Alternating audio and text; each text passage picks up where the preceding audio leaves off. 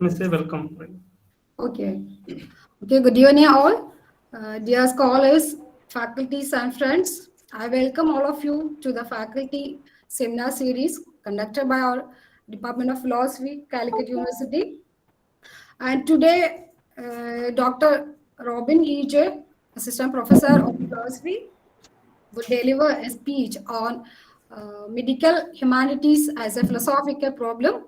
I welcome Robin to this session. Welcome, Robin. And once again, on behalf of the department, I welcome all of you to this session. Thank you. And now I invite Professor Madhu, head of the department, to speak a few words about our today's session. Over to Madhu, sir. Thank you, Savitri. Thank you, sir. As you know, the Department of Philosophy of the University of Calicut has initiated three seminar series. Okay. One is faculty seminar series, and we had a series by the name Alumni Lecture Series, and another one which is named as Reflections on the Pandemic. We had a session just day before yesterday, and I'm sure that most of you have attended that session as well.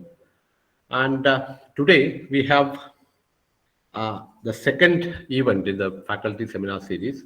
We had a presentation by Dr. Ajay, my colleague Dr. Ajay, a couple of months back. And today, this is the second in the series, the faculty seminar series. We have Dr. Robin E.J. with us. Robin is my colleague in the department, and he has joined in the department a couple of months back as the assistant professor in the Department of Philosophy. And he was a student of our department. He was a student of the MA program of Calicut University, and he had done his research in IIT Chennai, Delhi, and his research was on the title is like this: the Transcendental Philosophy as Correlationism, a Critical Investigation. And recently, he has published a paper in the AICPR, which is titled as Kant Walks Miasm, Finitude and Correlationism. And today, he speaks about, the title is like this, that medical humanities as a philosophical problem. So I request Dr. Robin, and what I understand from his brief kind of abstract, that he will be speaking about this problem, and he will take some 40 minutes for his presentation, and after that we'll have a discussion. So over to you, Dr. Robin, please. Thank you, Professor Madhu, and also I also like to thank the department for giving me this opportunity to speak about some of my research interest and how I just want to pursue it. And thanks a lot for your presence here and also showing interest in this topic. We all know that, look, medical humanities is one of the budding area of research and study both in India and abroad. So most of the things that we read and explore under the title medical humanities is just something like it couldn't establish itself, but the thinkers and the philosophers and other research scholars who is working in this domain is trying to come up with something new and radical. And so this is in the budding stage. So in this talk, I would be trying to present the central problem of medical humanities and how this central problem is closely connected to philosophical inquiries. So tonight I will be exploring the philosophical confines of this emerging discipline called medical humanities. So this is my something like this is the brief idea of my talk. So, in my opinion, the central problem of medical humanities hasn't received the proper attention that it is supposed to receive. Here, I am not saying that, look, medical humanities hasn't received any attention. But I am saying that, look, it hasn't received the proper attention. Or let me put it like this. I want to argue that the central problem of medical humanities hasn't received the proper attention which it is supposed to get from philosophy, but only under reason. No, but recently there has been certain kind of attempt to capture what is really happening in medical humanities from philosophy, and there has been recently there was some effort. So traditionally there has been some effort, but I am not saying that was proper to it. But now, very recently, there are some attempts which are very proper, which are very adequate to capture that attention and task which is happening in medical humanities. So in the talk, I would like to capture what exactly is the problem that medical humanities is trying to pose, and also how philosophy is trying to address that problem which is produced and posed by medical humanities. So we will see that all dynamics, all problem and its different aspects in detail in the talk. So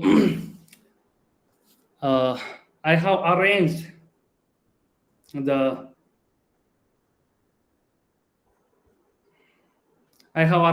talk around two things. The first one is it's a question. It's a plain question. It's something like, what is the central problem of medical humanities? Or what is medical humanities? And the second one is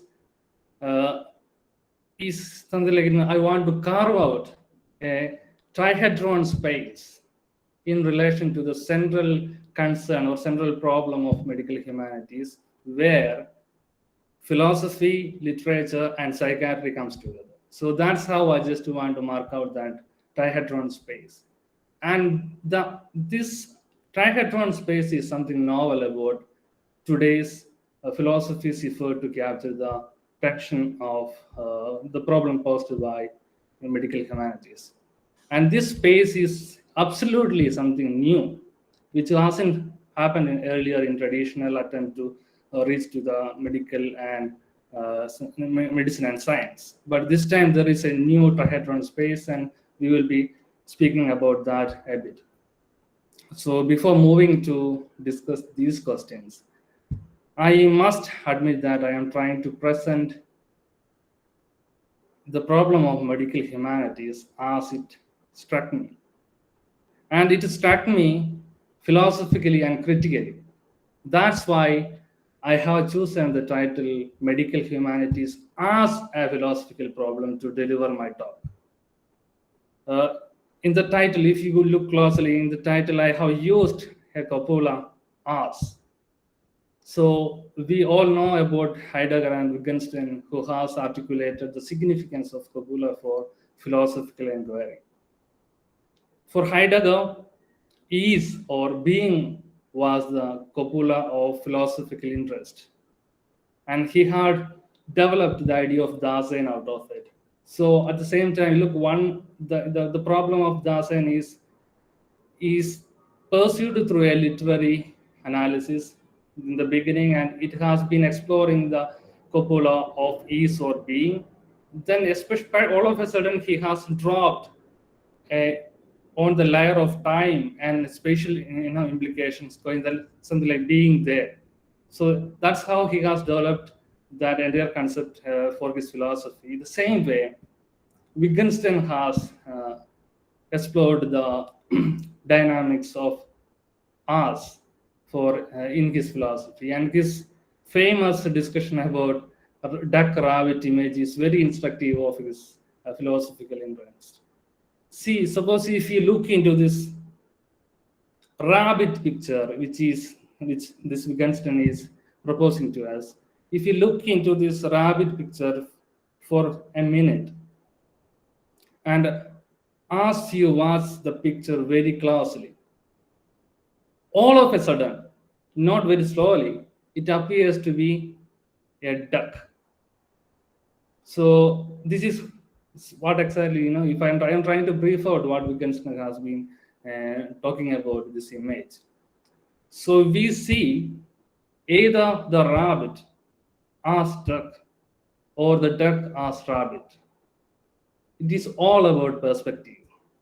We can't see both at a time. The same applies to the problem of medical humanities and philosophy and its relationship. If we read and approach medical humanities totally disinterested, it would appear to us as something like a set of multi-layered problems.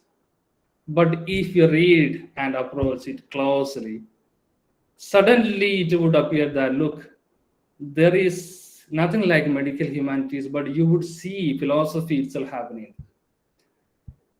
And that's why in this talk, I hope that, look, I would be us, we would go further. I will be able to show you that, look, the perspective, so that the center of gravity shift from modern medicine to philosophy, and also from the problems of medical methodology to the problems of philosophical analysis. So finally, we would see that transition, how it's going to happen. I hope that I will be successful in conveying to that perspective and its anchor point to you. So that's why I have chosen this title, Medical Humanities as a Philosophical Problem. The emphasis is into the second clause, something like as a philosophical problem. So let's start with the first question. What is medical humanities?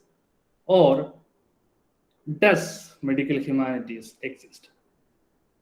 Usually we are told, especially by two important journals of medical humanities, which is published from UK and US, that, look, medical humanities exist as an interdisciplinary project. So there are only two main journals available on medical humanities, and both of them constantly tells us that, look, this is an interdisciplinary project. And according to them, medical humanities is an interdisciplinary field where medicine and humanities and social science comes together to work on medical education and practice. So if you go through any of these journals and its articles, you would see that, look, if the journal claims that the expression medical humanities was coined in 1960s. So which is to say that, look, medical humanities is almost 60-year-old project. And the original motive of medical humanities is to apply methods and insights of philosophy, history, religion, sociology and anthropology, literature, film and visual studies, etc., into the medical education and practice.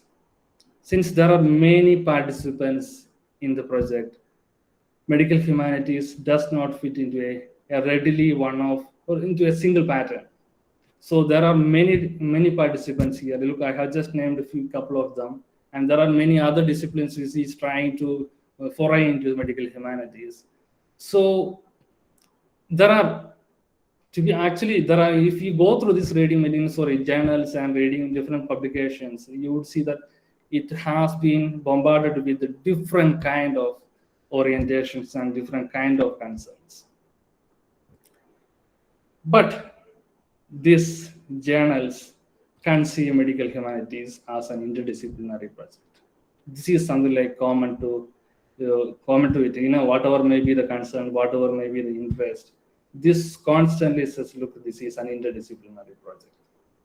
And we all know that, look, what is happening with interdisciplinary project. We claim, it is very easy to claim something as an interdisciplinary project, but it is very difficult to practice as interdisciplinary. Often, most of the interdisciplinary projects in the end ends up as a multidisciplinary project. And in my opinion, medical humanities phase is not much different. Until recently, the participant disciplines offered only some relatively disconnected contributions. To be precise, such collaborations exhibit no real trace of contact with the central problem which is at stake in medical humanities. Something like, medical humanities want to gather insights and ideas from other disciplines to develop a unique way of treatment and study of medical problems. This is exactly the central aim of medical humanities. But the contributions from the participant disciplines seems like not hitting to that point. That's why I said, look, this relatively disconnected contributions are made, and it has been published as something like very innovative and novel ideas about ideas of medical humanities. None of these contributions, which the journal considered as significant, offers genuine insight to further the real intent of medical practice and medical humanities. In other words, the difficulty of medical humanities to constitute itself as an interdisciplinary project informs us about the gravity of the task that medical humanities has taken up. Because we always fall short for that one. Because the task is very much huge. Actually, medical humanities invites humanities disciplines to establish a positive relation to medicine rather than developing a mere criticism. So this is what usually happens from the part of medical humanities disciplines. They criticize the methodology and pedagogy and everything of this modern medicine, but they are not able to contribute to the medicine as such. They are not able to further their criticism. So there is only a criticism available, not a critique. So I think, look, now we can posit the second question. Does medical humanities exist? And if it exists, for whom does it really exist?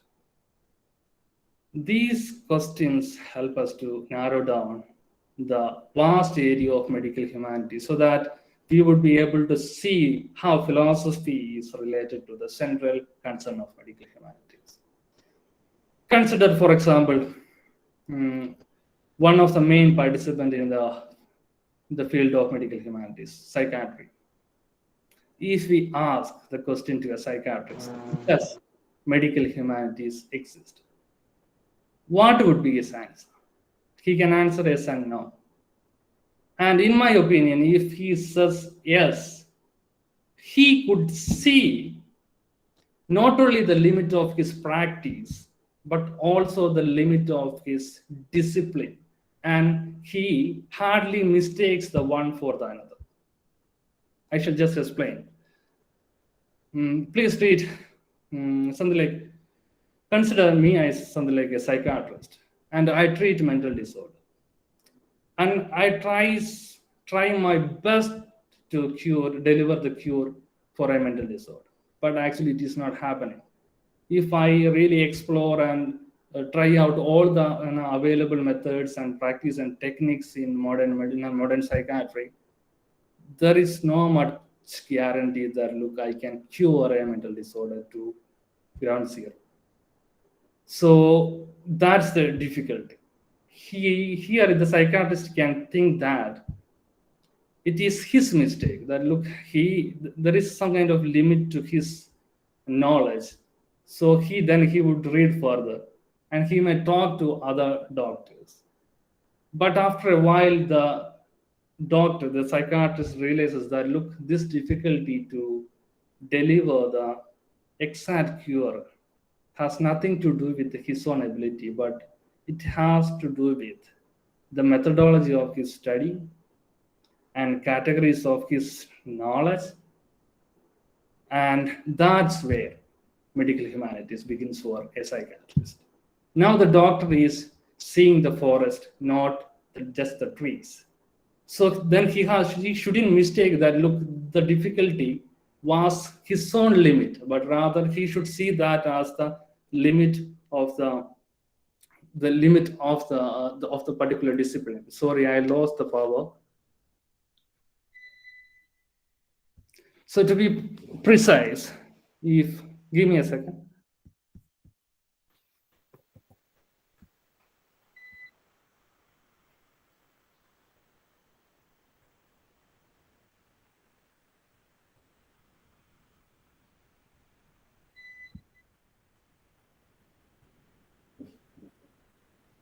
So yeah, so to be precise, if I am a clinical practitioner, and when I came to realize that the subject of my medical practice is a human being, not something like the body. Usually we consider that, look, the object of my medical practice is a body. But suppose if the medical practitioner come to realize that, psychiatrist come to realize that this object is a subject, then I am forced by the limit of my discipline to move out from itself to fetch insight proper to the subject under consideration, so that I can deliver a cure. The same story applies to philosopher too. Does medical humanities exist for you? The question can be reformulated. So could you develop? So for a philosopher, the question becomes like, look, could you develop a conceptual map of the a priori conditions or the transcendental conditions of experience? And do you think that you could render your achievement for a curative practice? Because you have already championed the domain of such experience. Because philosophy, for the last long years, have been working on these transcendental and a priori conditions of experience and self. Now, suppose if the philosopher admits that, look, medical humanities exists for him, then his task, and it exists exactly in the moment that when he is able to gather all those resources to address the task posed by medical humanities. Luckily, there are few psychiatrists and philosophers who thinks that, look, medical humanities exist, and they insist that we can pursue it in a very interdisciplinary manner, not something like a multidisciplinary thing. So here we can really hit the problem posed by medical humanities. That is the confidence that at least some of the psychiatrists and philosophers recently has come up with. And for me, this interdisciplinary space is a trihedron space. There are three participants here: psychiatry, philosophy, and literature. The third addition, the entry of literature, is quite new. And the entry is mediated by philosophy. We will see that soon. So what is novel about this new trihedron space is that it emerged very recently within the area of medical humanities. And that is absolutely interdisciplinary from start to the end. No compromise is called it. That is because this time, as philosophy and literature respond to the crisis of psychiatry, it is not just merely responding to the crisis.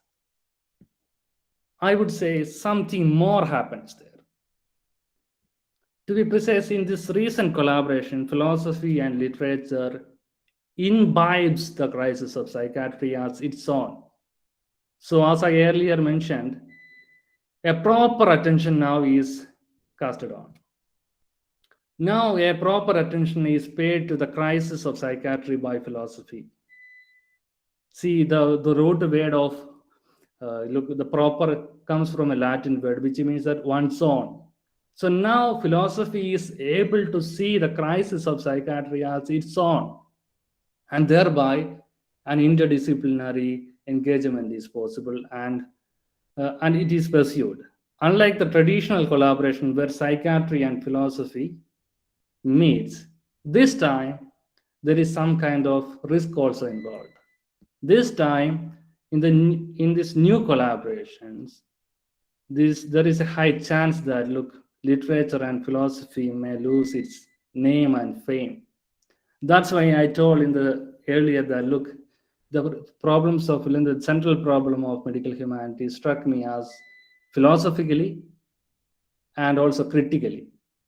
So the name and the fame of its method and concepts are somewhere at risk now. In other words, the trihedron space not only challenges psychiatry, but also questions the limit of philosophy and literature.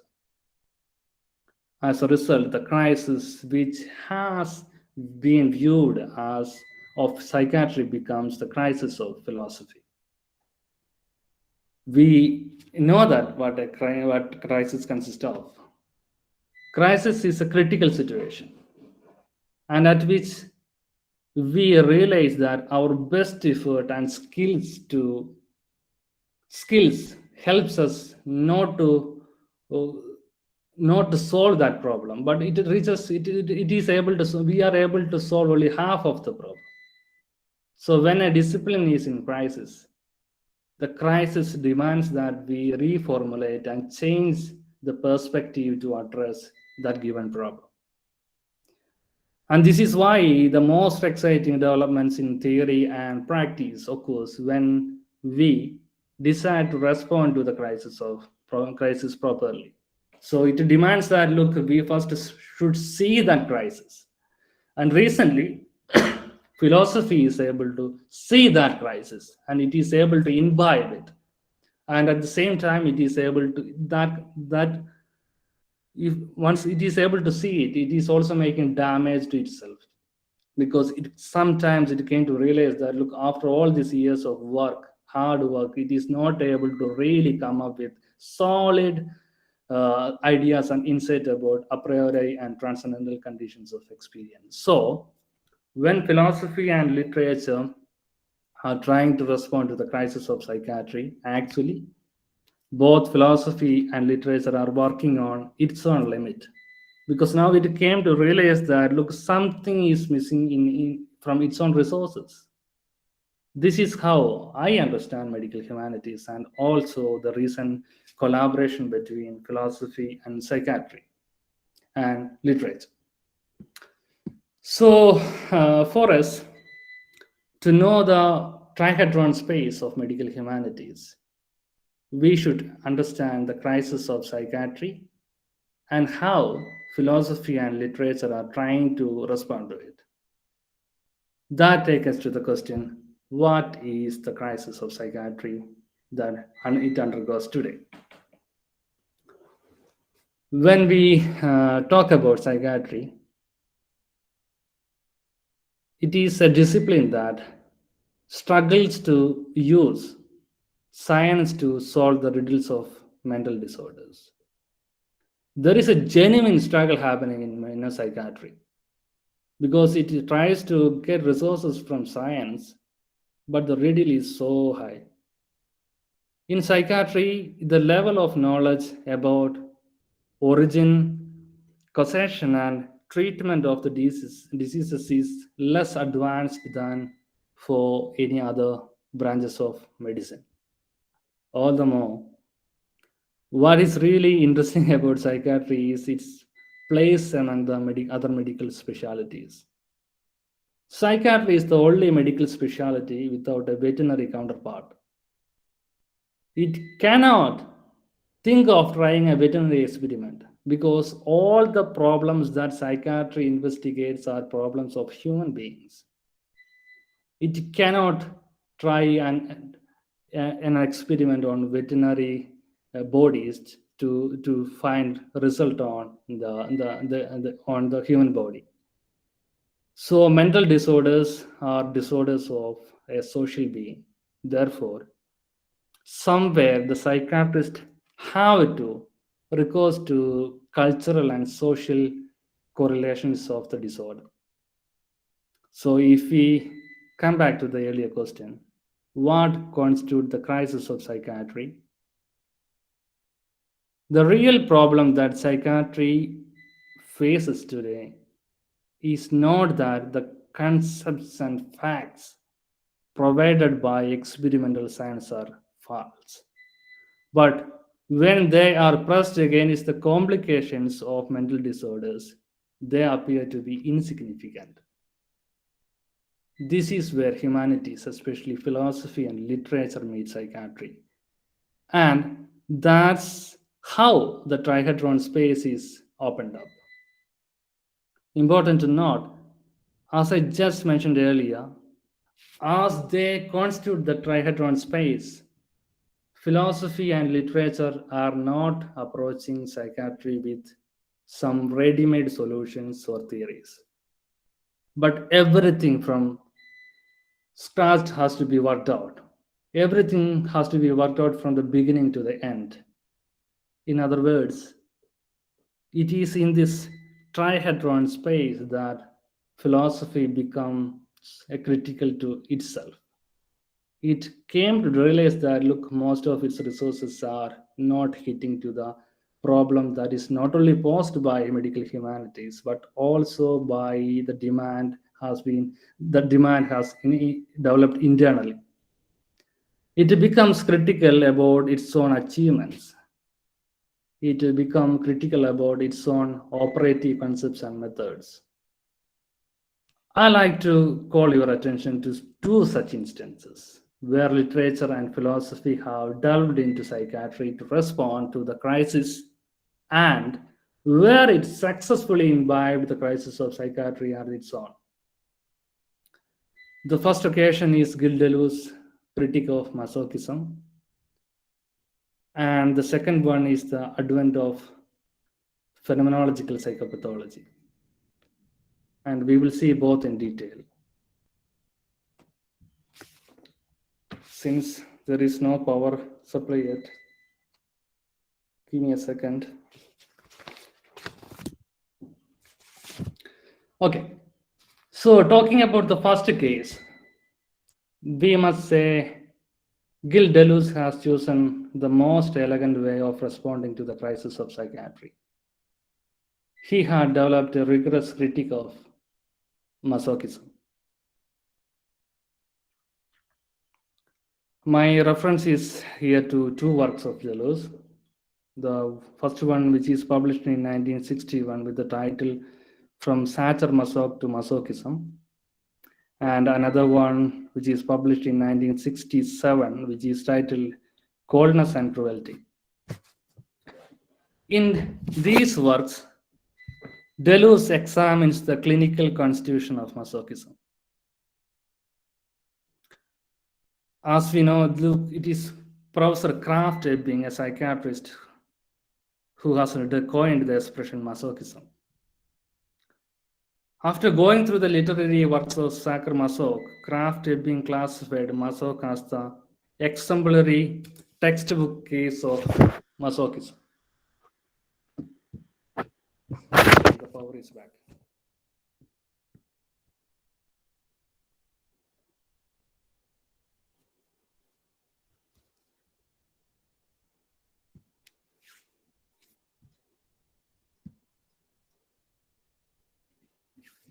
Sorry for the trouble. So look, here we were talking about Gilles Deleuze's critique of masochism. And I have been referring to two works in order to brief out what exactly this criticism is all about. So Kraft Ebbing, who has coined this expression masochism, has gone through the works of Sacher-Masoch, and then he classified Masoch as the exemplary textbook case of masochism. We all know that what masochism is. Masochism is the practice of getting sexual pleasure from being physically hurt. This pleasure is something that most people find unpleasant and painful, but not the masochist. Thus, masochism is a kind of perversion, and this comes under the domain of psychiatry because it's a mental disorder. And Deleuze criticism of this traditional understanding of masochism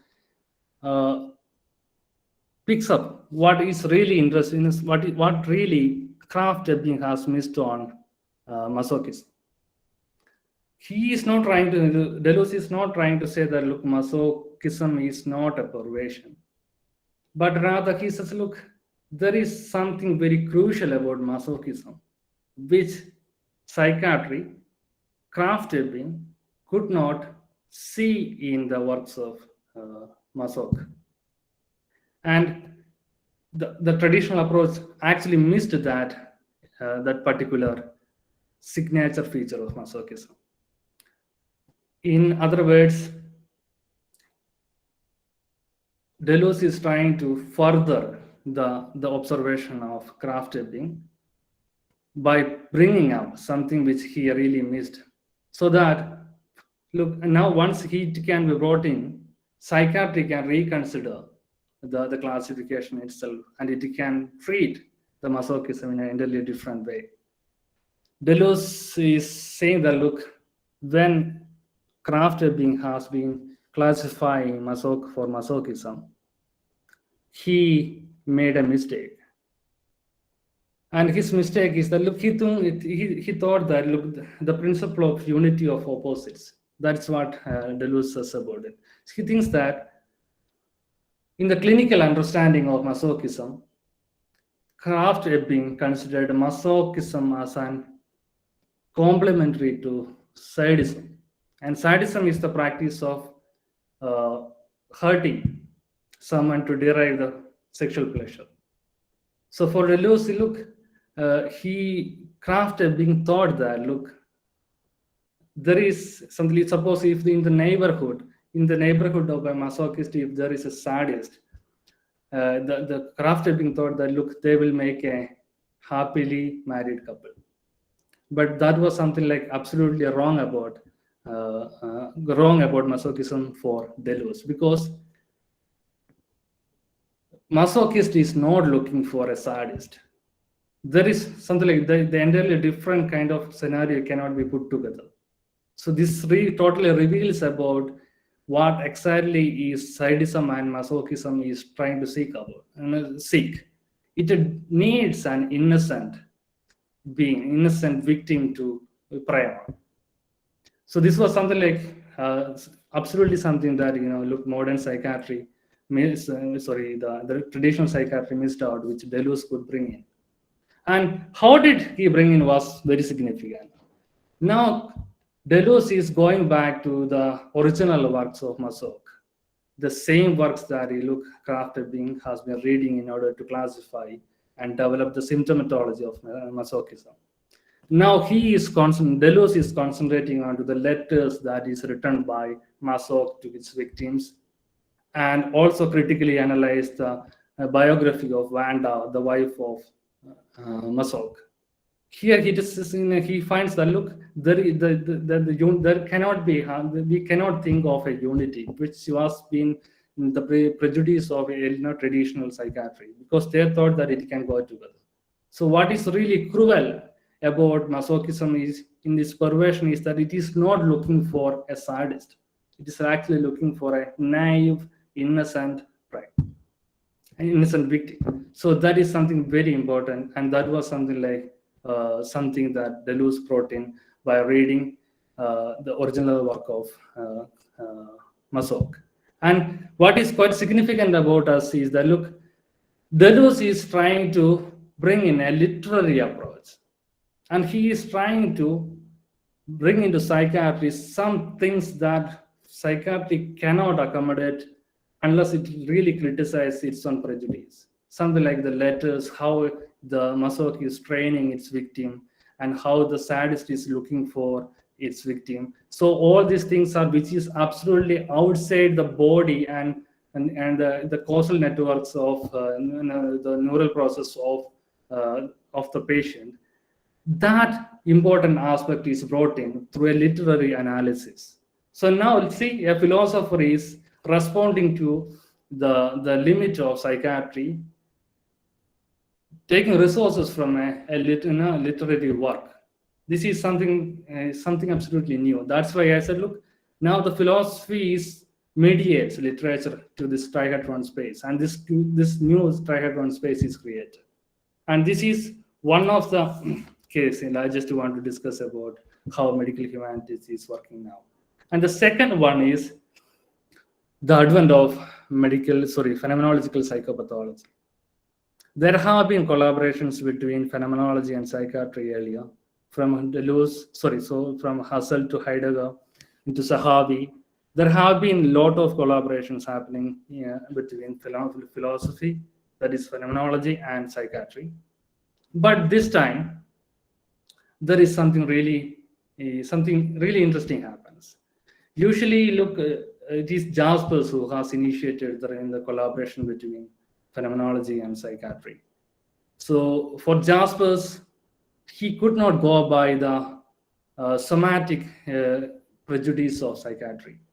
So the somatic prejudice, which was very much dominant at that time, tells us that, look, unless the mental disorders and is again it has gone.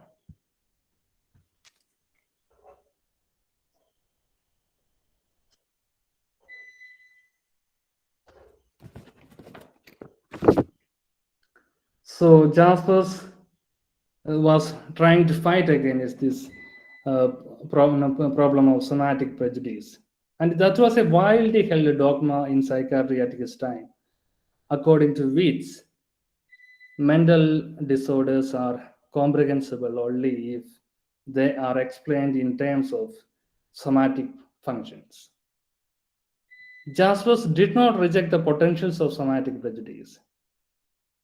Instead, he delineated the limit of third-person approaches to mental disorders. According to Jaspers, it is psyche or the mind which seeks the therapeutic aid in mental disorders. However, the psyche, which can take an active part in therapeutic process, has been totally abandoned by the somatic project of psychiatric research. This is because causal explanation understands mental disorders exclusively in terms of biological function and neurological processes. As a result, psyche slips away from clinical practices. In other words, since psychiatry follows the somatic prejudice, the first-person account of mental disorders remains underexplored. To the best, it has been concerned only to gather the first-rank symptoms. Jaspers, on the contrary, rectifying the position of psyche in the clinical practice, prepares the way for a phenomenological approach to mental disorders. But the traditional approach, collaboration, could not take it up in detail, and also it could not pursue it seriously. However, with the advent of phenomenological psychopathology, medical humanities has revived this Jasperian motive, and it has cleared the way for a phenomenological psychotherapy, which is based on the first-person perspective. In other words, with the systematic investigation of emotive intentionality and perception and predictive coding, and also with the analysis of literary works, contemporary phenomenology is in preparation to render its method to the function of a therapy to which Jaspers has confined it.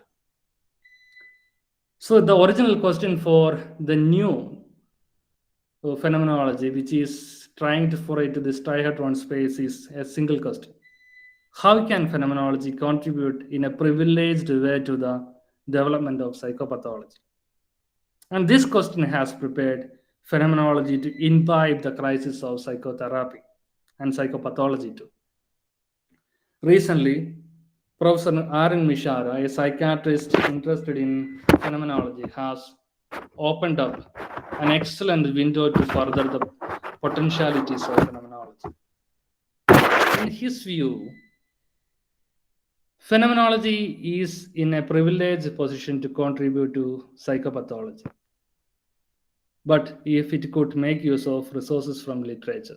This is why I have mentioned earlier that look, recently, now when phenomenology is trying to collaborate and forayed into medical humanities, it came to realize that look, it does not have many resources that is going to help phenomenology to achieve the problem posed by medical humanities. That's why I said, look, the appearance of medical humanities sometimes struck us not only philosophically but also critically. And Professor Mishara uses the literary work of Franz Kafka. He is not trying to take a lot of operative concepts from philosophy, but he is trying to get the resources out from literature, especially from the literary works of Franz Kafka. And Mishara invites us to think literary documents as a record of cognitive processes. And if pushed, he says these literary works can supply resources for phenomenological psychopathology with an intimacy that is otherwise unavailable to neuroscience. Kafka's literary works are excellent resources for psychopathology because Kafka suffered from dream-like hypnagogic hallucinations during the sleep-deprived state of writing.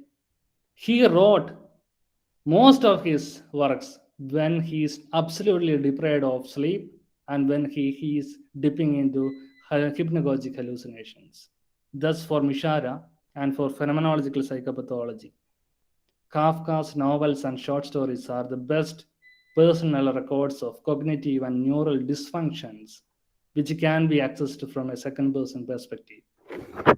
So, these are the two novel approaches to medical humanities from philosophy with the help of literature. One was of Gilles Deleuze, and the second one is of phenomenological psychopathology. In the first case, the critique of Gilles Deleuze opens up a new avenue for collaborative research between literature and psychiatry and philosophy. Thus, in the second case, the works of Aaron Mishara, which poses the works of Kafka as a problem, opens up the possibility of literary psychotherapy. And for us, these are the two highest possibilities of medical humanities, which is trying, and also of philosophy, which tries to imbibe and respond to the crisis of psychiatry. So thank you.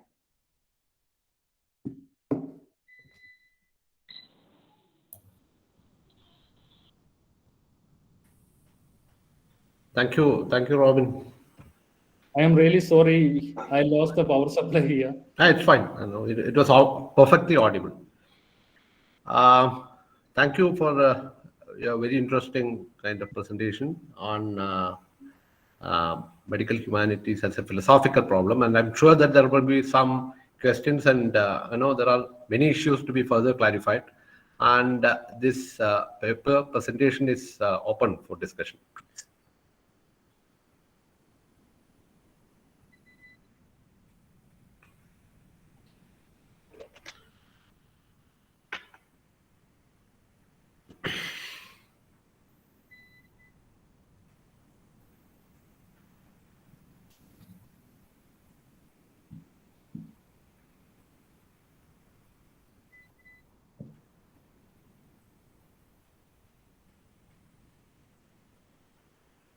Shall I request Dr. Shinor to initiate? Yeah, Yeah. sure, no problem. It's your time now. No, let me start from kind of a clarification. So, what is the difference between this so-called medical humanities and say philosophy of medicine at large.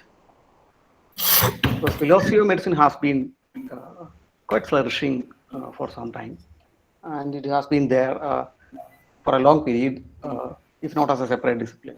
For instance, the Vienna Circle Manifesto, 1929, even they have included philosophy of biology and psychology. At that time, it was psychology uh, as one of the significant problems to be addressed from philosophers.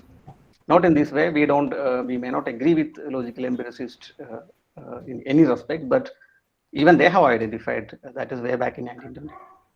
So philosophers of science have been dealing with these kinds of work. Especially psychiatry has gained much attention from the beginning. So I would like to know the distinction. What kind of new discipline is this one? Medical humanities, and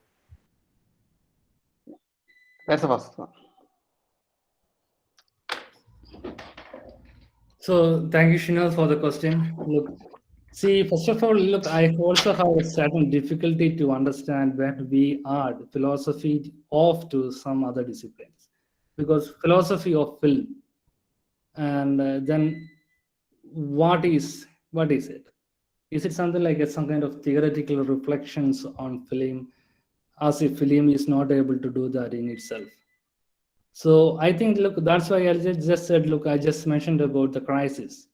So when philosophy and especially phenomenology is trying to reach out to medicine or something like psychiatry, this time this is not something like a absolutely disinterested reflection on the limit of psychiatry or medicine, and it is not going to explicate and explore the operative concepts and ideas and techniques and method. But this time this is really going to hit the crisis of that particular discipline as it is its own. So this is something I found something very unique about the contemporary approach to psychiatry, which is labeled under medical humanities. Because I'm just interrupting. So, is this the difference? If I understood you correctly, the medical humanities practitioners wanted to contribute to, say, yes, psychiatry, it want to contribute to psychiatry, and probably to offer some cures or something. Yeah, and also look, there is also some kind of there has been many attempt to do so, but often what happens in philosophy is, look, it will call off those problems that it is trying to address in other disciplines. So it will dissolve that problems, as we said about Wittgenstein's one of the technique. So why analyzing it with this linguistic resources and also etymologically, and taking many other scopes and resources, finally what happens in philosophy of science is that it will dismiss the original problem which was seriously taken by medicine. So this is what usually happens, but I have found, look, this time here there is something different happens, and I was trying to capture that too. And also there is also another group of people who says, look, in medical humanities, what medical humanities is trying to achieve is to bring in some humanitarian approaches to medicine. I think that you don't need medical humanities for that one, because medical ethics can do that already, because it's existing and it can contribute, it can bring in the humanitarian aspect. But this time what exactly happens is that, look, that particular modern medicine is not able to offer a cure. I am talking about psychiatry. What is in my mind is psychiatry. It's not able to deliver its cure by the empirical and veterinary experiments. But rather now it came to realize that, look, there is something more at stake in that problem, which most probably philosophy or some other cultural disciplines may able to solve. Okay, if there are no further questions, I am just pushing this further. So are they now saying that? Yeah, I have a question. Okay, let me then finish this thing. Just pushing the argument further. So are they saying that, meaning the psychiatrists, they are now involved with the medical humanities, saying that the inability of the psychiatry to cure adequately. Some of the psychiatric issues are due to the lack of or due to their insufficient philosophical apparatus or philosophical understanding of the disease. If that is the case, then I readily understand, okay, philosophers are coming there and engaging and helping. If it is not that, then I don't see why we should have a medical humanities. Or is it the case that it is because of their lack of literary imagination when interpreting the case, which usually we would say a literature person would come and contribute. If not, then I am quite skeptical the role of the philosopher here. No, okay, thank you for that question too, because now what actually is at stake is not that, look, it is really in need of a help from philosophy, but rather, look, philosophy is already working into this domain of a priori and transcendental conditions of experience. So now the question is, look, the crisis that psychiatry faces now, things, look, that crisis has something to do with such a kind of conditions of human existence. So that's why they are trying to reach out, or something like that's why medical humanities appear, exist. Something like the psychiatrist now is able to see the limitation of his discipline, not just his limit. So the limit is now has to be worked on.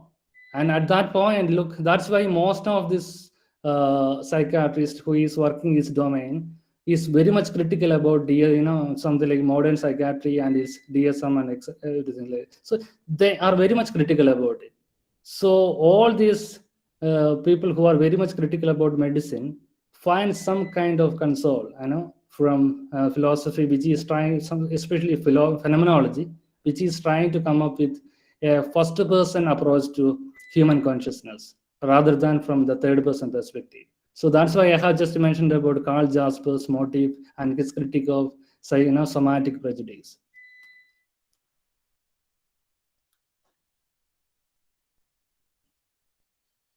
So shall I? Yeah, go ahead. Yeah. Damar Prasad, please. Hello. See, I don't have a. I mean, it's not a question rather. It's a kind of a curiosity. Mm-hmm. Because the curiosity is that this kind of a spiritual stretchability of humanities to kind of different domains. You have now environmental humanities, you have digital humanities, you have medical humanities. So is it because the soul of humanities, I mean, in the sense the soul center of humanities, so alien as well as actually has descended. So there is, I mean, you don't have a human, so you are stretching. I mean, one reason could be the institutional concerns about humanities, whether this will survive, and second, to stretch to I mean, from its original domain to different different kinds of, like for instance, we have environmental humanities. So in case of medical, the problem is that see in when you connect psychiatry with humanities, there is of course a space, because psychiatry being a very dubious discipline, sort of discipline. I mean, it's in a humanity. But in case of actual medical problem, and in modern medicine, you had a theory of body. Today, in case of any specialization in modern medicine, you don't have a theory of body. Suppose you go for physiotherapist, they actually don't have a theory of that body. They actually look at that part. You have the modern technology, I mean, so empiricist. I mean, biologically so empiricist that they actually look at the real space. So they don't have to have a imaginary aid of the body. They can actually see what's happening within that aspect. And so cure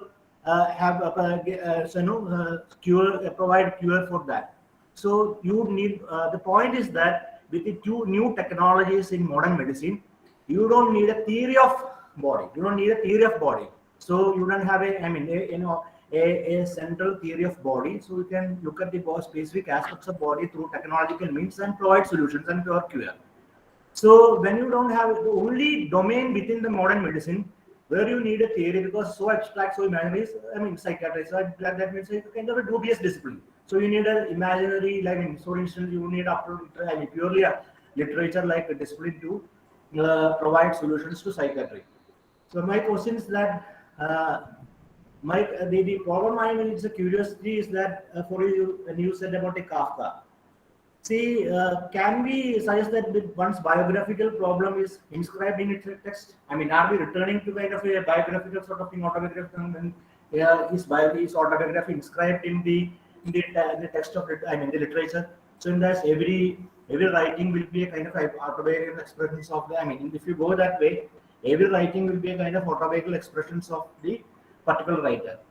So this is my curiosity. So of course, psychiatry being a very abstract, this you can apply this thing, but is this applied to all other fields, or I mean, medical humanities can be rather confined to questions of ethics?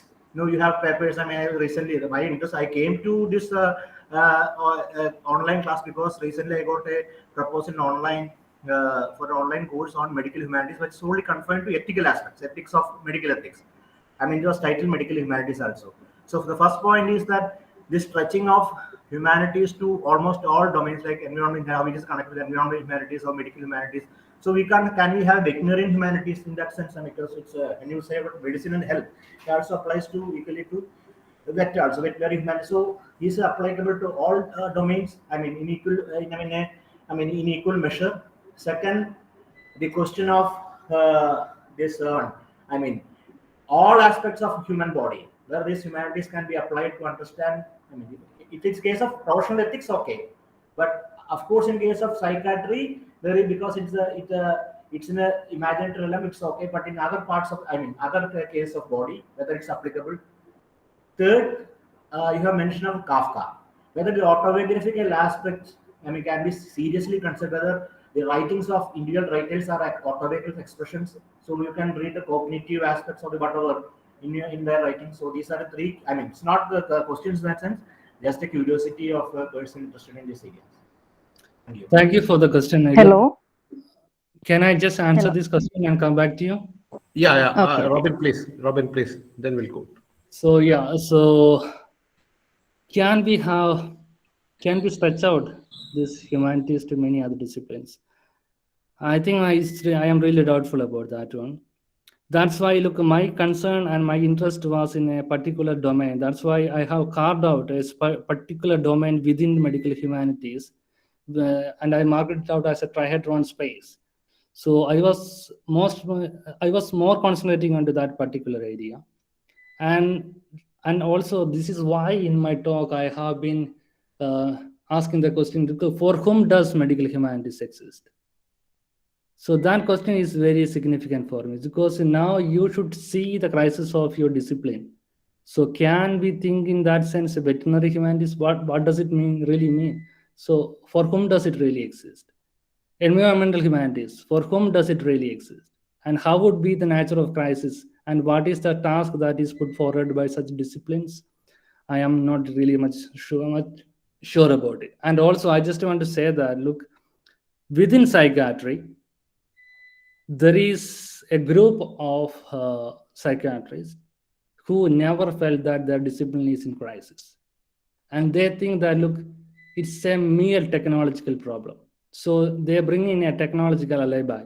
So they think that today and tomorrow we may not be able to solve the problem of psychiatry technologically, but day after tomorrow, we would really invent a method and technique and technological help to solve that problem. So that they are called, that group of psychiatry is very much dominant, and that the current is still vibrating out. So for me, something like, look, for whom does humanities and medical humanities exist is an important question. I think if we could ask that one loudly, we may be able to figure out, with what all science we can be really add this as a something like a prefix or something like suffix or something like that. So, can I ask, or is there anybody? Dr. Rajivan, before that, there was a question from Radhika. Please. And Ali has also raised his hand. Yes, sir. Am I audible? Yeah. Yeah. My query also was something like that. Whether this domain of medical humanities is limited to psychiatry, or whether it can be applied to any other domain in medical science. But Dr. Robin also mentioned in his talk that it is not humanizing the medical thing. It's something different, because I also thought like that it's some sort of humanizing thing. So I'm also a little bit confused now. Actually, I'm much interested in the translational part, because I'm an assistant professor in Government Nursing College, Trivandrum. So I would like to know more regarding the translational part.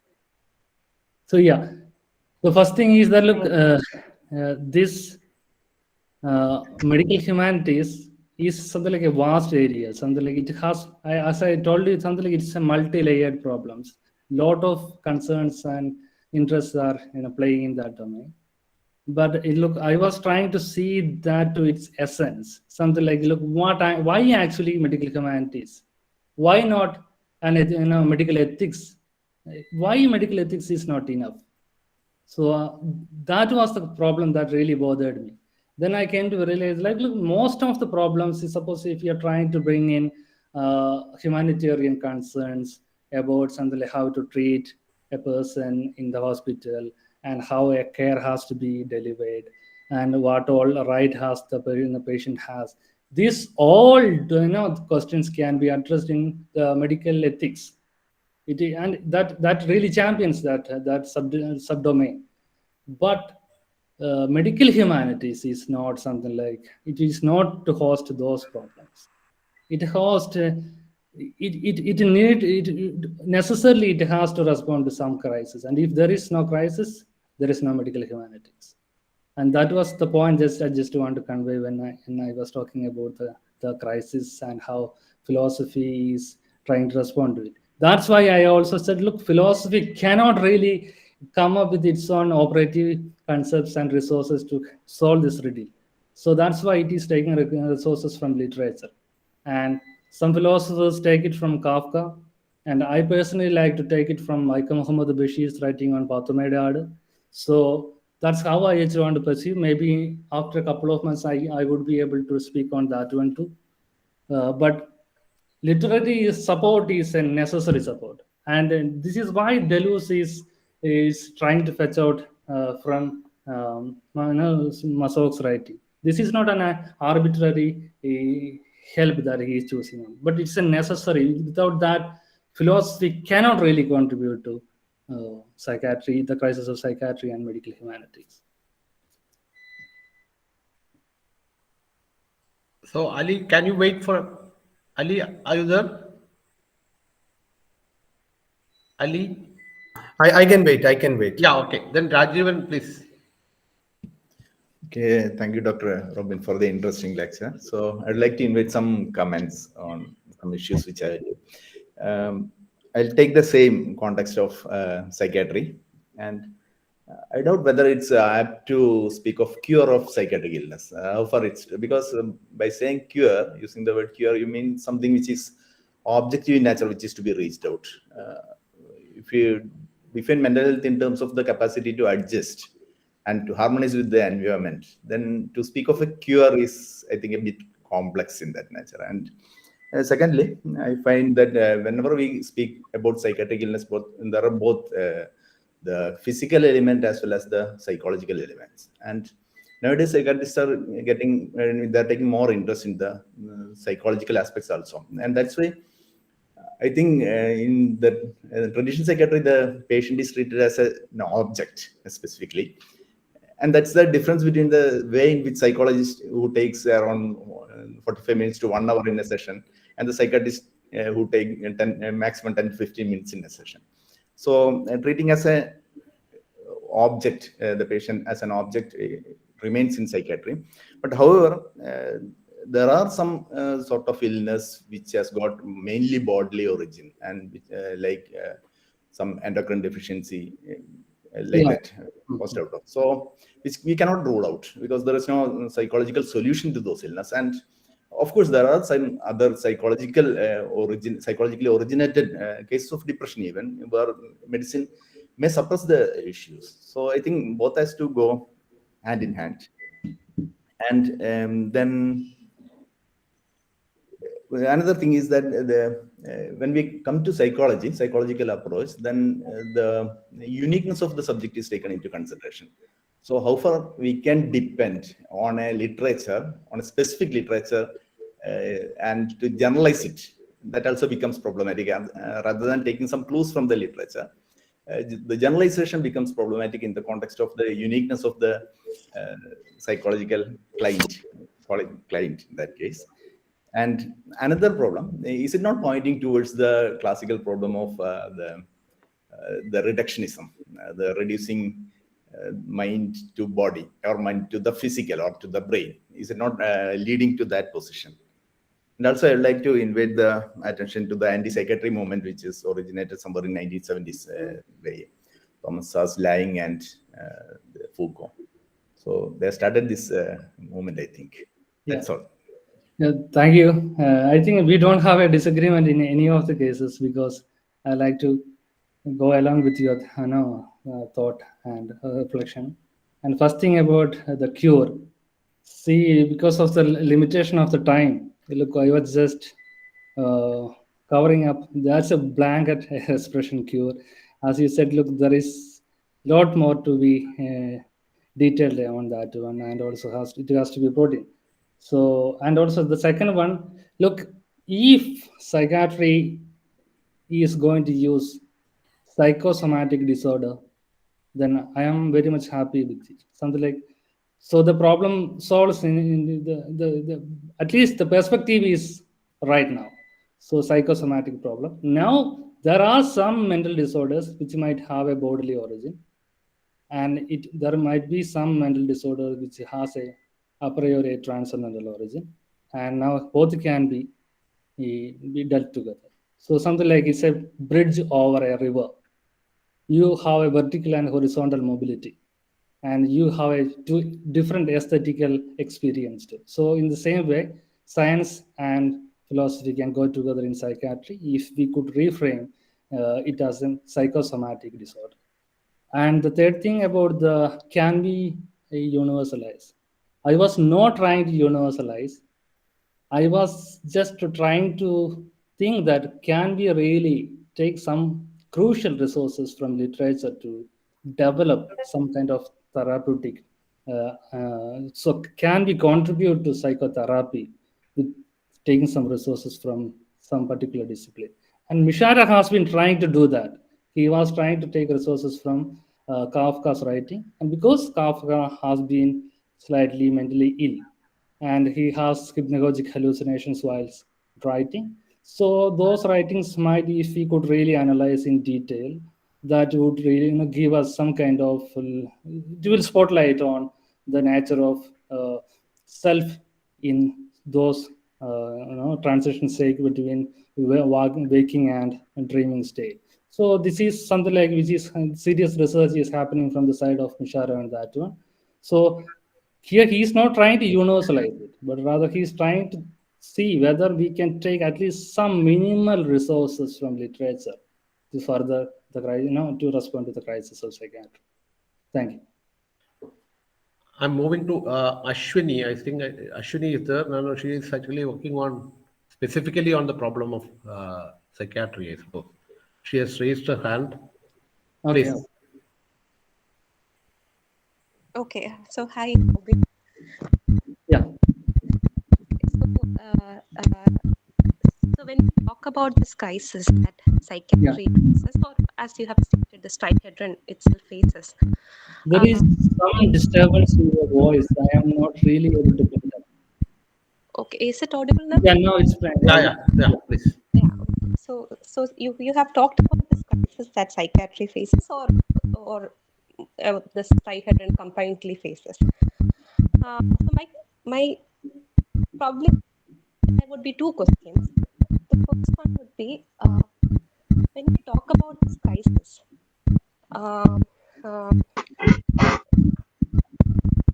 Ashwini, could you move more close to the mic? Okay, is it fine now? Are you using a microphone? No. I have logged in from my mobile, so probably that. Now it's clear. Now it's clear. Okay. So since you have talked about the crisis, my question is, when we talk about this crisis that psychiatry is facing, is it a crisis that any system of knowledge faces? Uh, when compared to other systems of medicine, what psychiatry faces is the crisis that it faces is primarily due to the complexities of, let's say, a human mind or the working of human being or whatever. But isn't that a crisis that for any system of knowledge would be facing? Or maybe putting it in a different way, how is this crisis that psychiatry faces is different from the crisis that philosophy or any system of knowledge faces? And second,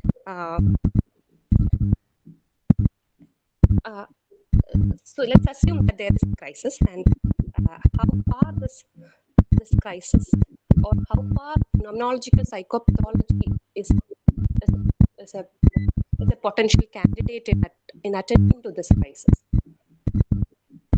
These are two questions. Yeah, thank you. I think I could get your questions. First one is about something like why. Robin, please, you can do one thing. You can repeat the question and then try Yeah, to yeah, yeah. respond, because So that I was think not the first perfectly audible. question was about, look, why, what is so unique about the crisis of psychiatry? And the second one is about, Okay, we can repeat the second question later. See, again, first question was not what is unique about the crisis that psychiatry is facing. Rather, for me, the crisis that psychiatry faces is what any system of knowledge would be facing. So, how would that be different? yeah. So look, every body of knowledge have certain limitation, because there will be certain kind of reduction involved in every kind of categories that we employ. So so obviously there will be some limitation. And the thing is that, look, somebody who is champion in that discipline, in that practice, would also see the limit of that categories of knowledge, so that he will be moving to further that particular limit. So that usually happens. So in that case, look, suppose if you could see the crisis, we can respond to that. Unless we see the crisis, there is no response to that one. So we may not be able to amend the categories of our knowledge. So in psychiatry, some of them are able to see the crisis, and they are willing to respond to that. That's all. So there is nothing unique about psychiatry there, because if you could see the crisis, there is also some kind of crisis in your discipline, in my discipline, and in philosophy too. So seeing that crisis is very crucial, and sometimes we miss it. We miss the forest for the trees, and it happens.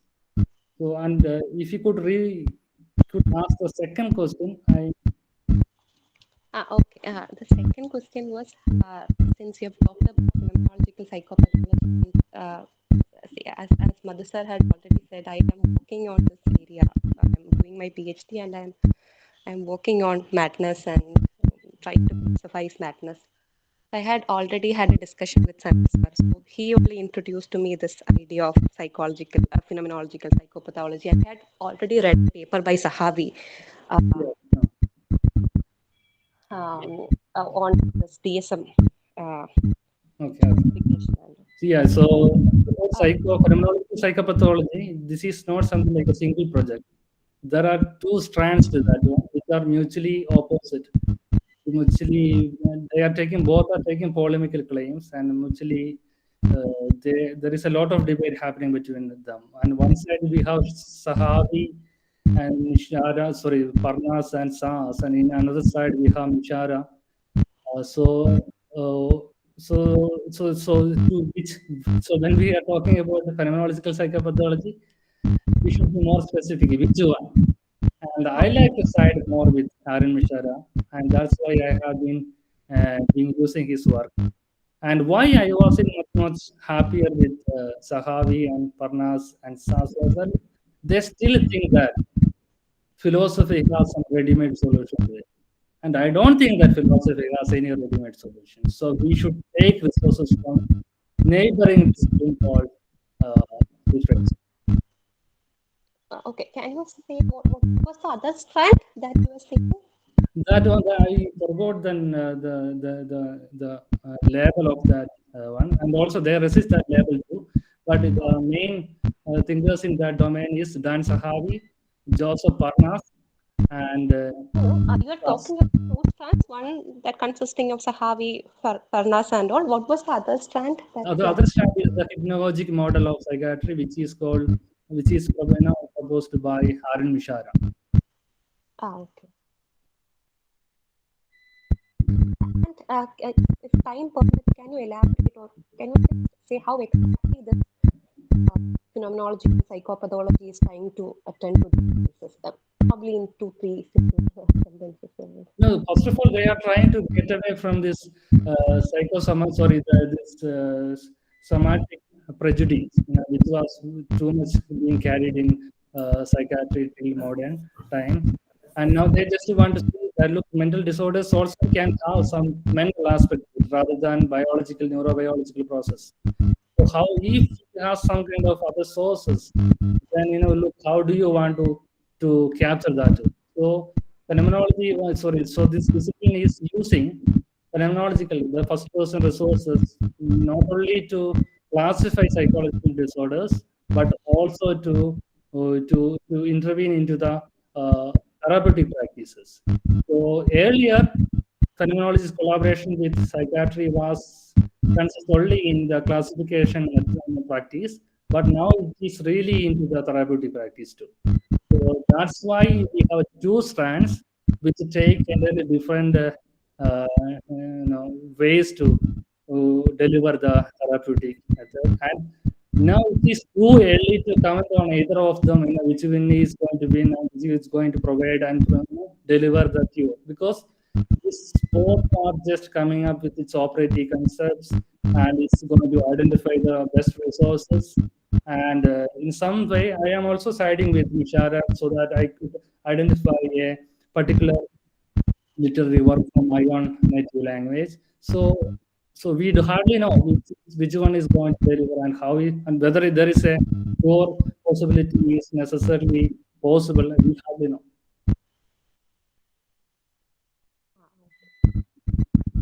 Yeah, I think Ali has been waiting for a long. Yeah, he was waiting in the queue. Yeah, Ali, please, Ali. Actually, why I raised my hand, I'll tell you. There was silence after the talk. Okay. Yeah. It was psychiatric crisis. Only can silence. To get over that, I raised my hand. Get over that crisis. Now you are supposed to ask a question. now I am in a crisis because I asked the question. So my question is has something to do with phenomenological resources which you are talking about. Okay. First person approach towards psychological problems. I liked the presentation. It was very much insightful, and I liked the questions also. The first and second question, all the questions almost so profound questions. But my question is, no, I think in those questions something was missing, though they were insightful. But the missing point is, I feel maybe I am wrong.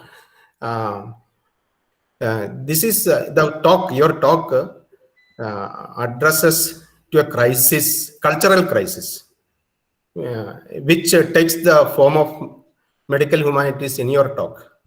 That way, it doesn't address psychiatry as such. It addresses a crisis in culture in general, and how it can be related to psychiatry as it is perceived from the point of view of humanities, because humanities are directly in a position to address this crisis. That is what at least we suppose. In psychiatry is poised to address the crisis in psychiatry, mental disorder, whatever. But we at least define ourselves as some people, people who are in humanities, people who address the crisis in culture. In that context, this has a relevance. Though those questions were very, very insightful and critical of your approach in that. But my question is, this first person resources is a doubtful articulation. Doubtful, not because it is unscientific or it is illogical, not like that. Maybe it has some relevance. But when we look at it critically, how first person perspective gets primacy? This is my question. How I don't say it has no importance, but how can you attribute primacy to first person perspective, which is what you do in phenomenological psychotherapy? That's what you are calling it. So here what I bring in here is because I am a fan of Wittgenstein, everybody knows. So I'm bringing in the later Wittgenstein. And what Wittgenstein does is, he says, we have two propositions here. One is in pain, another is I am in pain. How they are different? Wittgenstein is saying that there is no basic difference between these two. Only difference is when I say I am in pain, I own that pain, I have it. But when I say he is in pain, I'm talking about something which I don't own. But the grammar of pain, because of that, cannot be different there. So having a pain, of course, but is something different from not having it. But because of that, I, as a person who has pain, cannot define pain from a first person perspective. I can define it from within language, which is socially given. So, of course, I don't, because maybe there is a way to defend this first person perspective in this kind.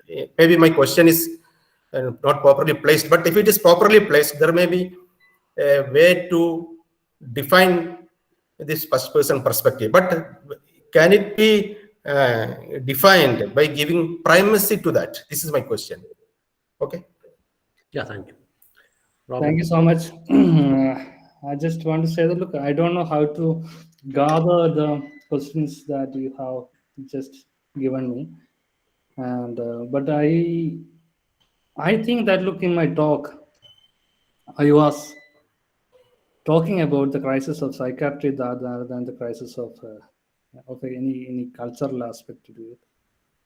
Because I just told you, look, I have carved out that particular space, and as my entire concern was to articulate what exactly happening in that trihedron space. So in that sense, look, that space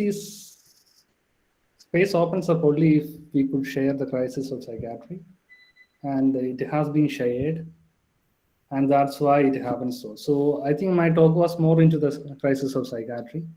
And the second one, I was not claiming any kind of primacy to first person perspective. That's why when I was responding to the earlier question, see if we could reformulate the mental disorder in terms of psychosomatic disorder, the perspective is rightly, the vantage point is slightly open, and I am happy with that one.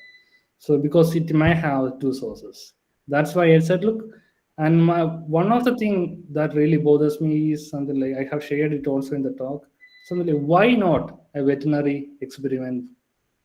So why it's not impossible? So something like that really, I think if we could ask that question, that will slowly will tell about more about the nature of mental disorders.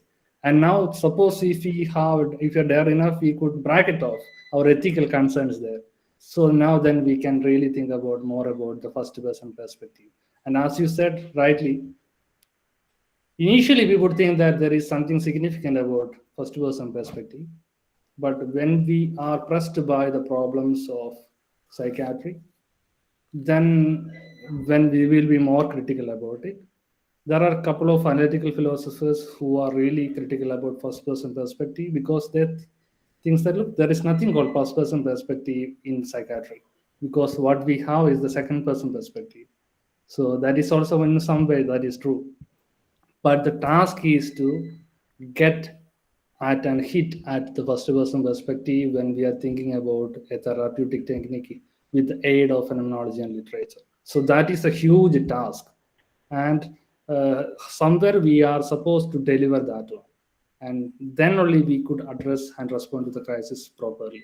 So first person perspective is one of the main resources, but it doesn't have a primacy. I told you, a mental disorder has two correlations. One is mental and another one is psychic, and somatic. So there is, I don't know whether we enjoy any privilege and primacy in first person perspective whenever, even if we are coming from phenomenology which nurtures that and explores that possibility. See, I could see two persons raising their hands. One is Dr. Sabina Anish Sadhu.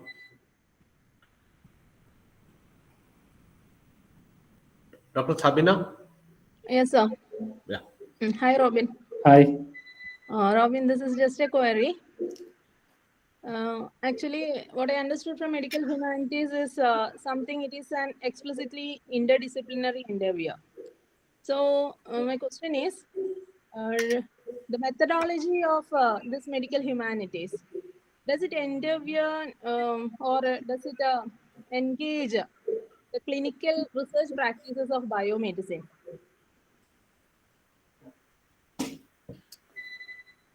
I'm sorry that I didn't get that question rightly.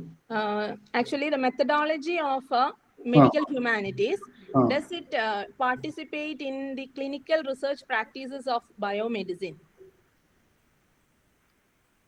So biomedicine. So for example, what would be a biomedicine? Biomedicine, actually, the practices of biomedicine, they give attention to the social, human, and the cultural context. They explain the main practices based on these three: the social, human, and the cultural context. So does Suppose it if belong here? suppose if biomedicine means that, look, we are also trying to get the correlates of social and cultural and factors. Of course, look, medical humanities is going to side with that one, because that exactly is the point. Look, human experience not just has an empirical biological correlates, but also have transcendental correlates. So in that sense, look, that's exactly is what medical humanities is siding up with biomedicine in that sense. Okay. Okay, thanks, Robin. Anish, are you there? Dr. Robin, can you see some questions in the chat box? Let me just open. I have a few doubts regarding Chat the box. sense. Can I just take the Sandra's question? Yeah. Then we'll move.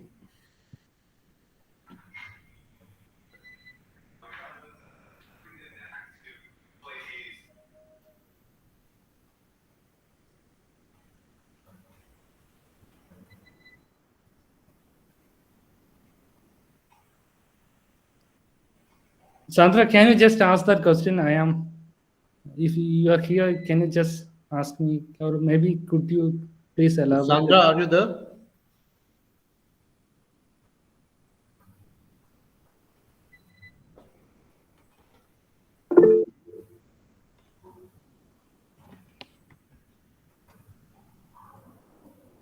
Can you just voice out your question, please?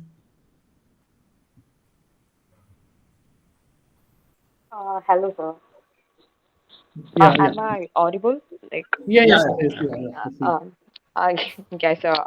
first of all, I just want to put a disclaimer because I am just a philosophy dilate and I don't know whether it's relevant to the topic or not, because I had a doubt whether won't reduce emphasis on social determinants of health make physicians short-sighted, like when they just deal with the curriculum of biology only.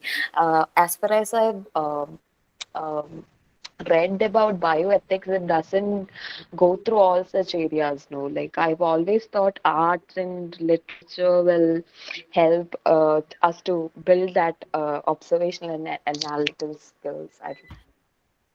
Yeah, thank you, Sandra, for your questions. And I think, look, this was exactly Gil Delu's point when he was developing a critique of masochism, because it is quite natural for us to bypass some of the crucial and signature feature of some diseases and object of our inquiries, because we are too much bound up with some kind of prejudices which is given to us. And what happens in usually in psychiatry and other disciplines is that, look, we subscribe to this somatic prejudice which Jaspers has. I just mentioned about that one earlier. So we will miss these crucial aspects. So in that case, we all know that, look, there is something crucial about social aspect. There are social determinants to health and mental disorders. But how do we pursue this insight? We know that there is something, everybody says, look, there is something therapeutic about writing. Of course, in the primary visit, there is something, but how do we pursue it? And in pursuing it, that really make us get us into some trouble, because now we cannot rely and take resources from the available natural and experimental science, because what we are really dealing with is a social determinant, social correlate. And now we take resources from sociology, or can we take resources from philosophy? And look, in those disciplines, this is not their something like the prime the important questions. So now we have to really try and push those resources and operative concepts to get in. So there is a lot of task involved. So that's why usually we fail to achieve those explorations. That's why we are failed to hit our target. And this is quite natural, because we have to work a lot on that one. And you said there was a question from Anish, and is this? Yeah, Anish is here now, but before that, can I go to Shastad Sadhu? Hello. Can you hear me? Yeah, yes. Okay, so I have two main points regarding psychiatry, and the first one is how capitalism as an economic system affects the way psychiatry functions. Like Mark Fisher actually talks about this whole idea in capitalist realism, where it's about depression and how depression is caused by the social conditions that creates by capitalism. I want to bring about another point is how the psychiatrist always treats how the psychiatry views the idea of mental illness. Like mental illness is generally viewed as the something that mentally causes a impairment to how human beings function. So the idea that how is that functionality actually working? It's working on a capitalist mode. In a capitalist world, it's working on the basis of how a human being can create value and how he can make products and something like that. So our understanding of mental illness is also, like, what I'm saying is that our understanding of how mental illness functions is very related to how our professions and how our economic situations are working. So capital, like psychiatry in many ways, is basically turning into an instrument of reinforcement of certain capitalist ideals in many ways. And you see that a lot in two instances. One of them is the instance of the plethora of self-help books and people like Jordan Peterson, who talks about cleaning your room and personal responsibility and all that stuff, and how it functions in a capitalist world, how it's molding people into making themselves to be the creators of products and nothing more. And the number two is something that is very personal to me, and that is ADHD. How people understand ADHD is very closely, and the idea of laziness that is associated with ADHD is very close with our understanding of how capitalism works and our understanding of how much important work is. So what I'm saying is that isn't very important for the subject regarding psychiatry to actually understand how capitalism makes it work and to understand how much it is influenced by capitalism. That's the first question. The second question is how psychiatry has historically been the instrument of colonialism. Franz Fanon talks about this a lot, and Octave Manoni, the psychiatry of colonialism, book, where Fanon talks about how the mental state of the colonized under colonial oppression, where he turns himself into another and perceives this aspirational value of the colonizer, the white man, and how he understands his values as a mental impairment rather than something of his own culture, and tries to be more like a white man. The instance where this is generally seen in Indian culture is how we understand suicides. Like, we now generally consider suicide as a action that is done through mental illness, but it wasn't the case historically in Indian culture. Like, you talk about Ramayana, you talk about Mahabharata, you talk about all these great sages of all time, the great heroes, they all end their lives by literally killing themselves. Like, we used to see suicide as a rational method, by a rational conclusion to somebody's life, where somebody could just sit there and think about his life choices and literally end himself. That's our culture. We still have gripes with the idea that suicidality is a mental illness, and it is shown in our films, where the in our literature, where the lover dies, the Ramanan, for example. Ramanan dies at the end of the story in Changamura's poem, not because he's mentally ill, but because he's heartbroken, because that's the only thing that he could do. So our understanding of suicidality is very different from the colonial understanding of suicidality. If you could frame your second question briefly, it would be a great help for me to respond to. Okay. So what I'm saying is that isn't psychiatry also very much influenced? Like, I'm not even saying little, I'm saying very much, like on a foundational level, influenced by colonialism. Okay, thank you so much. Robin, there are two quick points I said. Yeah, please. So something like, look, the first question, something like the capitalist underpinnings of mental disorders. Of course, this is not something like a question for the psychiatrist or for the phenomenologist to answer that. Medical humanities is not going to take that question, because there is another discipline called policy studies. They might be much more interested in such kind of questions, because they could address that problem broadly. It is not a clinical problem, neither in terms of somatic disorder, somatic correlate, or in psychic correlate. And second, to the historical aspect of colonialism, it may be a colonial perspective, but I don't know how to perceive it. So thank you. So if we could get some other questions, we can just pursue it. Anish is here. Anish, are you there? Anish, I have seen him joining. Yeah, yes, we joined, but not seen now. So, Shinod, if there are no other questions, I truly like that reply, the policy studies reply. That's actually, it's a great reply regarding policy studies. I mean, and it's actually very thought-provoking, talk by Robin. But in the meanwhile, there was a deeply insightful remark by Mohammed Ali, which I would like to, just to mention, because it's about pain. These humanities, this one area which humanities actually, recently I think Sanalas can also talk on pain. One area which humanities actually can involve is the area of pain, which I mean, it's not just a psychological thing. Pain, of course, it covers large domain, because you can have hermeneutics of pain also.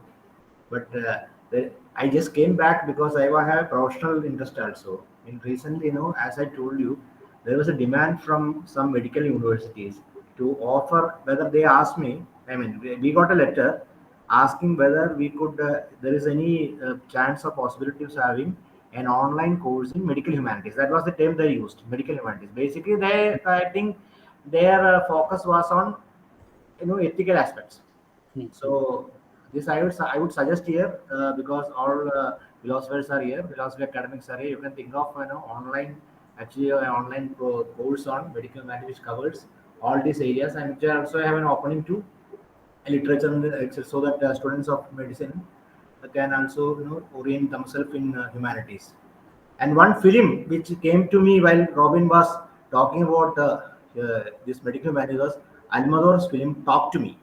There is a film by Almodovar, Talk to Me.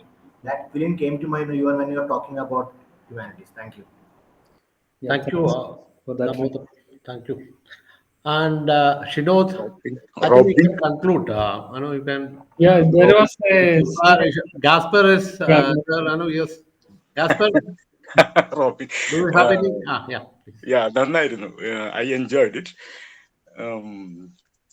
ഒന്ന് ലൈഫും lived എക്സ്പീരിയൻസും തമ്മിലൊരു വ്യത്യാസം guile ദലൂസിലുണ്ട്.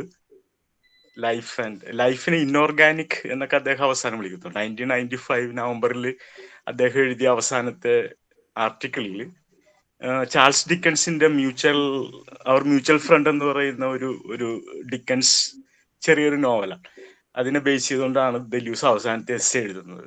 അപ്പൊ അതില് അദ്ദേഹം ലൈഫിനെ inorganic എന്നൊക്കെ വിളിക്കുന്നുണ്ട്. അപ്പം ലിറ്ററേച്ചറും ലൈഫും തമ്മിലുള്ള ഒരു സിനണിം എന്ന് പറയാൻ പറ്റില്ല. Literature is not literary works in Deleuze. I think life തന്നെയാണ്, ലൈഫാണ്. ഇപ്പൊ lived experience and life is different in Deleuze. It is only a comment. അപ്പോ ഒരു അദ്ദേഹത്തിന്റെ അവസാനത്തെ എസ്സേയിൽ ഒരു റോഗ്, ഒരു തെമ്മാടി മരിക്കാൻ കിടക്കുന്ന സമയത്ത് എല്ലാവരും അദ്ദേഹത്തിനെ ഉപേക്ഷിച്ചിട്ടിരുന്ന ഒരാളാണ്. പക്ഷെ ജീവന്റെ അവസാനത്തെ കണത്തിന് വേണ്ടി അവരെല്ലാവരും കൂടി കെയർ ചെയ്യുന്നതായിട്ട് ഇങ്ങനെ ഒരു സീനുണ്ട്. അതിൽ every one is caring for the life. അയാൾ മരണത്തിലേക്ക് പോകുമെന്ന് കരുതിയാണ് ലൈഫിന് വേണ്ടി കെയർ ചെയ്യുന്നത്. പക്ഷെ അയാൾ ജീവനിലേക്ക് തിരിച്ചു വരുമ്പോൾ ഇവരെല്ലാവരും പഴയതുപോലെ അയാളെ റോഗായിട്ട് തിരിച്ചെടുക്കുന്നുണ്ട് ജീവിതത്തിലേക്ക്. That means life is nothing to do with living എന്ന നിലയിലാണ് ദലൂസ് തന്റെ അവസാനിപ്പിക്കുന്നത്. അപ്പോൾ life is so complex and literature is also complex. കാഫ്കയെ അദ്ദേഹം സെലക്ട് ചെയ്യുന്നത് നമ്മൾ ബഷീറിനെ സെലക്ട് ചെയ്യുന്ന പോലെ അല്ലെന്ന് തോന്നുന്നു. മൈനർ ലിറ്ററേച്ചർ, എനിക്ക് തോന്നുന്നു ഈ ലൈഫിനെ കുറിച്ചുള്ള അദ്ദേഹത്തിന്റെ പ്രോജക്റ്റ് ഒരു 10-20 വർഷം നീണ്ടു നിന്ന പ്രോജക്റ്റാണ്. അതിൽ സ്കിസോഫ്രേനിയെ കുറിച്ചുള്ള അല്ലെങ്കിൽ ക്യാപിറ്റലിസം എന്ന വാക്കൊക്കെ അതിൽ തന്നെ വരുന്നുണ്ട് പലയിടത്തും. കാഫ്കയെ സെലക്ട് ചെയ്യുന്നത് കാഫ്ക ഒരു സ്കിസോഫ്രാനിക് ആയിട്ടുള്ള മൊമെന്റിലൂടെ കടന്നുപോയത് കൊണ്ടോ അല്ലെ, ചങ്ങമ്പുഴയെ കുറിച്ച് നേരത്തെ സൂചിപ്പിച്ച പോലെ അങ്ങനെയൊന്നും ആയിരുന്നില്ല. കാഫ്ക ഒരു check Jewish speaking and writing in German എന്നൊക്കെ അദ്ദേഹം ദലൂസ് എഴുതുന്നുണ്ട്. അപ്പൊ ആ രീതിയിൽ ഈ മൈനർ ലിറ്ററേച്ചർ എന്ന നിലയിലൊക്കെ അദ്ദേഹം ചില കോൺസെപ്റ്റ് ഒക്കെ ഡെവലപ്പ് ചെയ്യുന്നുണ്ട്. അപ്പൊ ഫിലോസഫിയും ലിറ്ററേച്ചറും തമ്മിലുള്ള വ്യത്യാസത്തിൽ നിന്നല്ല, അവ തമ്മിലുള്ള ഒരു കൂടിച്ചേരലിന്റെ ഒരു മൊമെന്റിനെ പിക്കപ്പ് ചെയ്യുന്നിടത്താണ് ലൈഫ് എന്ന് അദ്ദേഹം എഴുതുന്നത്. അദ്ദേഹം ലിറ്ററേച്ചറിനെ റൂട്ട് ചെയ്യുന്നത് ലൈബ്നിസിലാണ്, not in any literary writers. ലൈബ്നിസിൽ നിന്നാണ് അദ്ദേഹം സ്റ്റാർട്ട് ചെയ്യുന്നത് ലിറ്ററേച്ചർ എന്നുള്ള ഒരു സങ്കല്പം തന്നെ.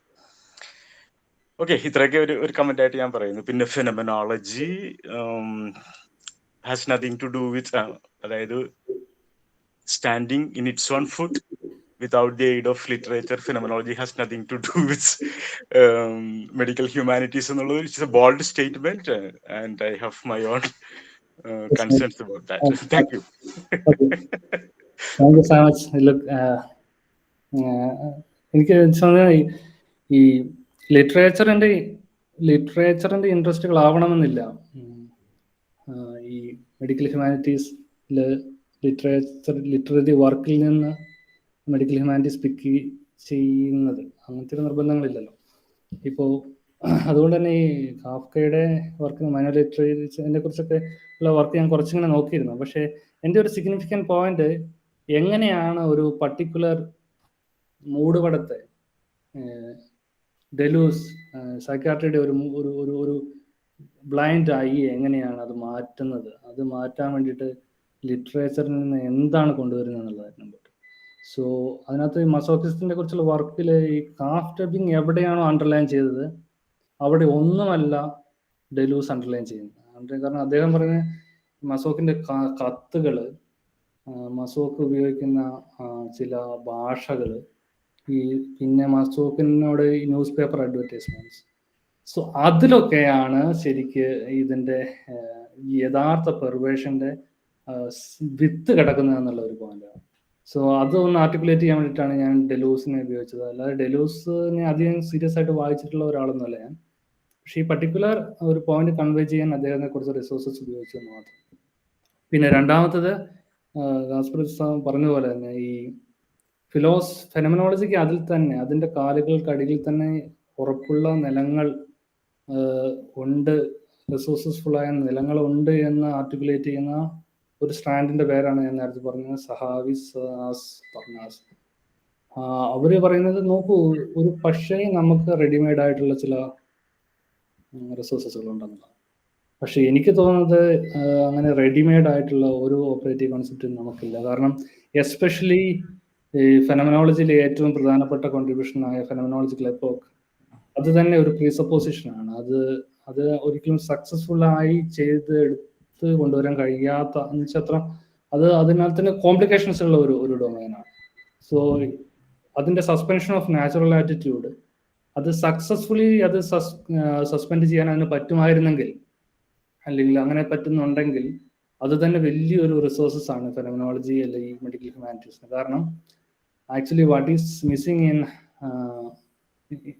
in the stages of mental disorder, the spectrum of mental disorder is our contact with reality.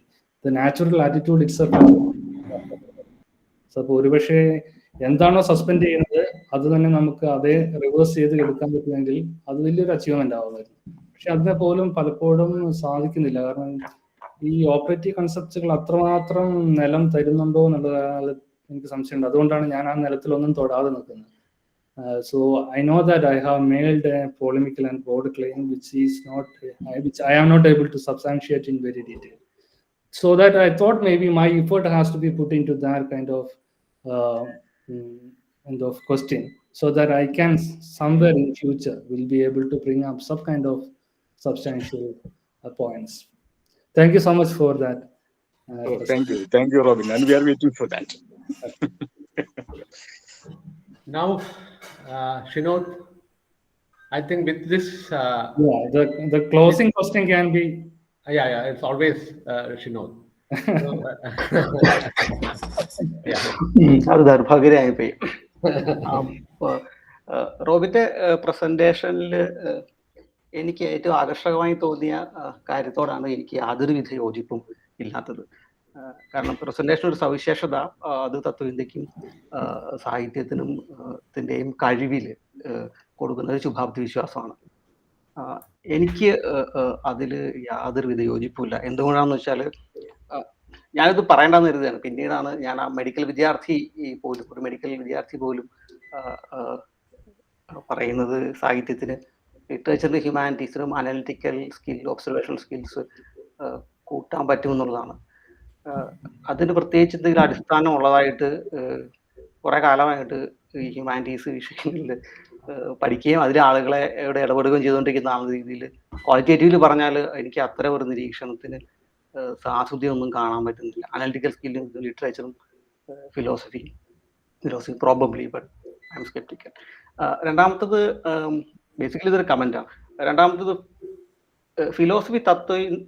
Philosophy പോയി ഈ സയൻസിനെ മാറ്റിയതിനേക്കാൾ കൂടുതൽ ഞാൻ ഇതിൻ്റെ ഒരു ഹിസ്റ്റോറിക്കൽ നോക്കുമ്പോൾ തിരിച്ചാണ് സംഭവിക്കുന്നത്. സയൻസിന്റെ വലിയ മാറ്റങ്ങൾക്കനുസരിച്ച് ഫിലോസഫി അതിൻ്റെ സംഗതികൾ അയച്ചു പണിയുന്നതായിട്ടാണ് എനിക്ക് കാണാൻ സാധിക്കുന്നത്. ഫിസിക്സോ ബയോളജിയുടെ ധാരണകൾക്കനുസരിച്ച് ഫിലോസഫി അതിൻ്റെ സംഗതികൾ മാറ്റിക്കൊണ്ടിരിക്കുന്നതായിട്ടാണ്. കൊടുക്കലുകൾ ഉണ്ടായിട്ടുണ്ട്, ഇല്ലാന്ന് ഞാൻ പറയുന്നില്ല. പക്ഷെ ചുരുങ്ങിയത് 20ാം നൂറ്റാണ്ട് 19ാം നൂറ്റാണ്ടിന് ശേഷമുള്ള തത്വചിന്ത ചരിത്രത്തിൽ തിരിച്ചാണ്. സയൻസിൽ വരുന്ന മാറ്റങ്ങളോട് പ്രതികരിക്കാനാണ് നമ്മൾ ശ്രമിച്ചിട്ടുള്ളത്. അല്ലാതെ ഫിലോസഫി അങ്ങോട്ട് കോൺട്രിബ്യൂഷൻ കാര്യമായിട്ട് എനിക്ക് കാണാൻ പറ്റുന്നില്ല. എസ്പെഷ്യലി ഞാൻ റോമിന് 2 ഫീൽഡുകളിൽ പ്രവർത്തിക്കുന്ന ആളുകളായതുകൊണ്ടായിരിക്കാം. അറ്റ്ലീസ്റ്റ് ഈ അനലിറ്റിക്കൽ സൈഡിൽ നിന്നുള്ള ഫിലോസഫിയിൽ ഞാൻ നോക്കുമ്പോൾ എനിക്ക് അങ്ങനെ ഫിലോസഫിക്കാർ സയൻസിൽ കോൺട്രിബ്യൂട്ട് ചെയ്യുന്നത് കാര്യമായിട്ട് കാണുന്നില്ല. തിരിച്ച് സയൻസിൽ നിന്ന്, അതായത് സയൻറ്റിസ്റ്റുകൾ ഒന്നും കോൺട്രിബ്യൂട്ട് ചെയ്തില്ല, സയൻസിനോടുള്ള എൻഗേജ്മെന്റ് വഴി ഫിലോസഫി മാറുന്നത് കാണാൻ പറ്റും. അത് മെറ്റാഫിസിക്സിലാണെങ്കിലും എപ്പിസ്റ്റമോളജിയിലാണെങ്കിലും അത് ആണ് കണ്ടിട്ടുള്ളത്. അതുകൊണ്ട് ഈ ഹൈ ഫ്ലൈയിങ് ശുഭാപ്തി വിശ്വാസം എനിക്ക് ഇഷ്ടപ്പെട്ടു. പക്ഷേ മാത്രമല്ല അത് കേൾവിക്കാർ ഭൂരിഭാഗം പേരും അതിനോട് യോജിക്കുന്നതായിട്ടും കൂടെ തോന്നിയതാണ് എന്നെ ഇത്രയധികം ഡിസ്റ്റർബ് ചെയ്യുന്നത്. നമ്മൾ ഹ്യൂമാനിറ്റീസും സോഷ്യൽ സയൻസും ചെയ്യുന്നുള്ള ഒറ്റ കാരണം കൊണ്ട് ഇത് അംഗീകരിക്കേണ്ടതായിട്ട് എനിക്ക് തോന്നിയില്ല. രസമുള്ള ടോക്കായിരുന്നു തീർച്ചയായിട്ടും. ഈ ഫിനോമനോളജിക്കൽ സൈക്കോപാത്ത് ഇതുകൂടി പറഞ്ഞു, ഓട്ടോബയോഗ്രഫിയിൽ അവസാനിക്കാൻ വേറെ ഒന്നും പറയാനില്ല. ഫിനോമനോളജിക്കൽ സൈക്കോപാത്തോളജി എന്നുള്ള വാക്ക് ഞാൻ ആദ്യം കേൾക്കുന്നത് റോബിന്റെ വേറൊരു പ്രസന്റേഷനാണ് കുറെ കൊല്ലങ്ങൾക്ക് മുമ്പ്. റോബിൻ കുറച്ച് കാലമായിട്ട് തുടങ്ങിയ പ്രൊജക്റ്റാണ് ഇതെന്ന് എനിക്കറിയാം. റോബിൻ എന്നോട് എനിക്ക് തോന്നുന്നു റോബിന്റെ ആദ്യത്തെ പ്രസന്റേഷൻ മുതൽ തന്നെ ഇതേ വിയോജിപ്പുകൾ ഞങ്ങൾ തമ്മിലുണ്ട്.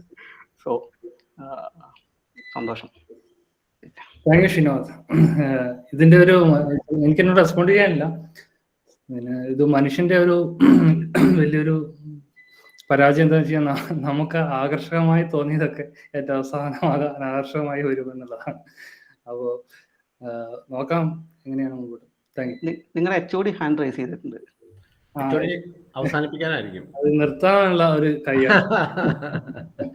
അജയ്ക്ക് എന്തെങ്കിലും ചോദ്യം ഉണ്ടോ? ഒരു കാര്യം ചോദിക്കാനാണ് റോബിൻ. അത് എനിക്ക് നമ്മളെ ഡെലൂസിന്റെ കാര്യം പറഞ്ഞില്ലേ, ഡെലൂസ് ഈ മാസോക്കിസവും അത് എന്ത് രീതിയിലുള്ള ഒരു ഫിലോസോഫിക്കൽ തിയറിയിലേക്കാണ് അത് നയിക്കുന്നത്? അല്ല, അത് ഫിലോസഫിക്കൽ തിയറിയിലേക്ക് നയിക്കുന്നതല്ല. അത് ഈ ക്ലിനിക്കൽ ഈ മസോക്കിസത്തെയും സാഡിസത്തെയും ക്ലാസിഫൈ ചെയ്യുന്നതിനകത്ത് സൈക്കാട്രിക്ക് വന്നിട്ടുള്ള ഒരു വലിയ മിസ്റ്റേക്കിനെ ചൂണ്ടിക്കാണിച്ച് അതിനെ കറക്റ്റ് ചെയ്ത് മുമ്പോട്ട് പോകുന്നതാണ്. കാരണം എന്ന് വെച്ച് കഴിഞ്ഞാൽ സാധാരണ സൈക്കാട്രി വിചാരിച്ചാണ് ചെയ്യുന്നത്, മസോക്കിന്റെ നെയ്ബർഹുഡിൽ ഒരു സാഡിസ്റ്റ് ആയിട്ടുള്ള ആളുണ്ടെങ്കിൽ അവർ തമ്മിലൊരു നല്ല കപ്പിൾസായി മുമ്പോട്ട് പോകുമെന്നാണ് വിചാരിച്ചത്. പക്ഷെ അതൊരു തെറ്റായ ധാരണയാണെന്നാണ് ഡെലൂസ് പറയുന്നത്. കാരണം അവർ തമ്മിൽ ഒരിക്കലും കണ്ടുമുട്ടുകയോ അവർ തമ്മിൽ ഒരിക്കലും പരസ്പരം അവരുടെ ഡിസയർ എക്സൈസ് ചെയ്യുകയോ ചെയ്യുക. കാരണം ഇത് രണ്ടിനും വേണ്ടത് ഒരു നെയ്വ് ഇന്നസെന്റ് ആയിട്ടുള്ള ഒരു ആളെയാണ് എന്നുള്ളതാണ്. കാരണം ആ സാഡിസ്റ്റിന്റെ പ്രകടനത്തോട് താല്പര്യം മനസ്സിൻ്റെ ഉള്ളിൽ ഇല്ലാത്തതും മസോക്കിസ്റ്റിന്റെ താല്പര്യങ്ങളോട് മനസ്സുകൊണ്ട് വിയോജിക്കുന്നതുമായ ഒരാളെ കിട്ടിയാൽ മാത്രമേ സാഡിസവും മസോക്കിസവും ഒരു പ്രഷർ പ്രിൻസിപ്പിളായി വർക്ക് ചെയ്യൂ എന്നുള്ളതാണ്. അല്ല, അതായത് ഇത് പ്യൂർലി ഒരു സൈക്കോളജിക്കൽ സ്റ്റഡിയുടെ ഭാഗമായിട്ട് നടന്നതാണോ അതോ എന്തെങ്കിലും കോണ്ടെക്സ്റ്റ് പറഞ്ഞാണോ? സൈക്കോളജിയുടെ ഒരു ലിമിറ്റിനെ ചൂണ്ടിക്കാണിക്കുന്ന ഒരു വർക്ക് അതിന്റെ പുറത്തു നിന്നാണല്ലോ വരുന്നത് പലപ്പോഴും. അപ്പം നോക്കി അതിനകത്തുള്ള ഒരു ക്രൂഷ്യൽ ആസ്പെക്ട് ഇതാണെന്ന് ഡെലൂസ് ലിറ്റററി അനാലിസിസിലൂടെ വീണ്ടും എബിങ്ങിന് മിസ്സായത് എന്താണെന്ന് കാണിച്ചു കൊടുക്കുകയാണ് ചെയ്തത്. കാരണം അതുവഴി നമുക്ക് അതിനകത്തെ പെർവേസീവ്നെസിന്റെ യഥാർത്ഥ ഡെപ്ത് എന്താണെന്ന് നമുക്ക് മനസ്സിലാക്കാൻ പറ്റും. ഞാൻ ഇതിനെക്കുറിച്ച് ഒരു ചെറിയൊരു വർക്ക് ചെയ്തിരുന്നു. ഈ മെമ്മറീസ് ഓഫ് എ മെഷീൻ എന്ന് പറഞ്ഞിട്ടുള്ള ഒരു ചെറിയൊരു ഷോർട്ട് ഫിലിം കുറച്ച് നാളുകൾക്ക് മുമ്പ് ഞാൻ PhD ചെയ്യുന്ന സമയത്ത് വന്നതാണ്. അപ്പോൾ അത് ഞാൻ എന്നിട്ട് പബ്ലിഷ് ചെയ്യാൻ ശ്രമിച്ചു. പക്ഷെ അത് പല കാരണങ്ങൾ കൊണ്ട് പബ്ലിഷ് ചെയ്യാൻ പറ്റിയില്ല. പക്ഷെ അത് ഫേസ്ബുക്കിൽ ഞാൻ ഇട്ടിട്ടുണ്ട് അതിനെക്കുറിച്ച്. അത് എന്ന് വെച്ചാൽ ഈ ഇതിനകത്ത് ഈ പെർവേഷൻ ഒരു ഒരു ഒരു ഒരു ഡബിളിംഗ് ഉണ്ട്. ആ ഡബിളിങ്ങിൽ നിന്നാണ് അതിന്റെ പ്ലഷർ കിട്ടുന്നത്. അത് കൃത്യമായി ഐഡന്റിഫൈ ചെയ്യുകയാണ് ഡെലൂസ് ചെയ്തിട്ടുള്ളത്. ഞാൻ അതുപോലെ തന്നെ മെമ്മറീസ് ഓഫ് മെഷീനിൽ എങ്ങനെയാണ് ആ ഡബിളിങ് ഹാപ്പൻ ചെയ്യുന്നത്, പിഡോഫീലിയയിൽ എങ്ങനെയാണ് ഹാപ്പൻ ചെയ്യുന്നതെന്നാണ് ഞാൻ അതിനകത്ത് ചെയ്തിട്ടുള്ളത്. പക്ഷെ നമുക്ക് പിന്നെ ഇനി ക്വസ്റ്റ്യൻസ് ഉണ്ട് തോന്നുന്നു. പക്ഷെ നമ്മുടെ സമയം ഒരുപാട് ഇപ്പൊ തന്നെ നമ്മൾ 2 മണിക്കൂറിൽ കൂടുതൽ സംസാരിക്കുകയും അതിനോട് ഡിഫെൻഡ് ചെയ്യും. റോബിനും തളർന്ന് ബാക്കിയുള്ളവരും തളർന്നുണ്ട്. ഇനിയും ക്വസ്റ്റ്യൻസ് ഉണ്ടെങ്കിൽ ചിലരും അതിനോട് ക്ഷമിക്കണം. കുറെ പേര് കൈ ഉയർത്തിയിട്ടുണ്ട് വീണ്ടും. ഞാൻ കൺക്ലൂഡ് ചെയ്യുന്നൊന്നുമില്ല. പക്ഷെ എനിക്ക് തോന്നിയ 2-3 കാര്യങ്ങൾ, ഒന്ന് പിന്നെ ഷിനോദിന്റെ ഈ ക്രിറ്റിസിസം വളരെ പിന്നെ പ്രധാനമാണെന്ന് ഞാൻ വിചാരിക്കുന്നു. പക്ഷെ എങ്കിൽ പോലും ഫിനോമിനോളജി എങ്ങനെ ഇതിന് കോൺട്രിബ്യൂട്ട് ചെയ്യുന്നു എന്നുള്ളതിനേക്കാൾ കൂടുതൽ അതാണോ വാസ്തവത്തിൽ റോബിന്റെ ഒരു പോയിന്റ് എന്നുള്ള കാര്യത്തിൽ എനിക്ക് സംശയമുണ്ട്. അത് ഒരു തരത്തിലുള്ള ഒരു പ്രോബ്ലമാറ്റൈസിങ് ആണ്. ഒരു ഒരു ക്വസ്റ്റിനെ ഈ ഒരു മെഡിക്കൽ ഹ്യൂമാനിറ്റീസിന്റെ ഒരു രീതിയിൽ അതിന്റെ ഫിലോസോഫിക്കൽ പ്രോബ്ലം എന്നുള്ള രീതിയിൽ കാണുക എന്ന് പറയുന്നത് slightly different from what now you have suggested. Like, is it it's not of the nature of like looking into the possibilities of what philosophy, what phenomenology can contribute to that.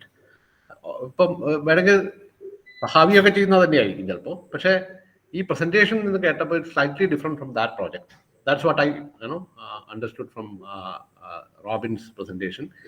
Anyway it was wonderful. മാത്രമല്ല അതൊരു വളരെ പുതിയ ഒരു idea അവതരിപ്പിക്കുന്നു എന്നുള്ളത് വളരെ പ്രധാനമാണ്. ഇനി റോബിൻ തന്നെ പറഞ്ഞിട്ടുള്ളത് ഇതിൻ്റെ ഒരു അടുത്ത ഭാഗം വൈക്കം മുഹമ്മദ് ബഷീറുമായിട്ട് ബന്ധപ്പെട്ടിട്ടുള്ള ഒരു രീതിയിൽ അതിനെ അവതരിപ്പിക്കാനൊരു ശ്രമം റോബിൻ തന്നെ നടത്തുമെന്ന് പറഞ്ഞിരിക്കുന്നു. അത് നമുക്ക് പിന്നെ അടുത്ത് തന്നെ പ്രതീക്ഷിക്കാമെന്ന് ഞാൻ വിചാരിക്കുന്നു. എനിവേ എല്ലാവർക്കും നന്ദി. റോബിന് പ്രത്യേകിച്ച് നന്ദി. മറ്റുള്ള എല്ലാവർക്കും എല്ലാ ചോദ്യങ്ങൾക്കും നന്ദി. വളരെ പ്രധാനപ്പെട്ട റിഫ്ലക്ഷൻസ് ആണ് വാസ്തവത്തിൽ ഇതിനെപ്പറ്റി നടന്നത്. അപ്പോൾ ഒരിക്കൽ കൂടി എല്ലാവർക്കും നന്ദി. Good night. Thank you. Good night.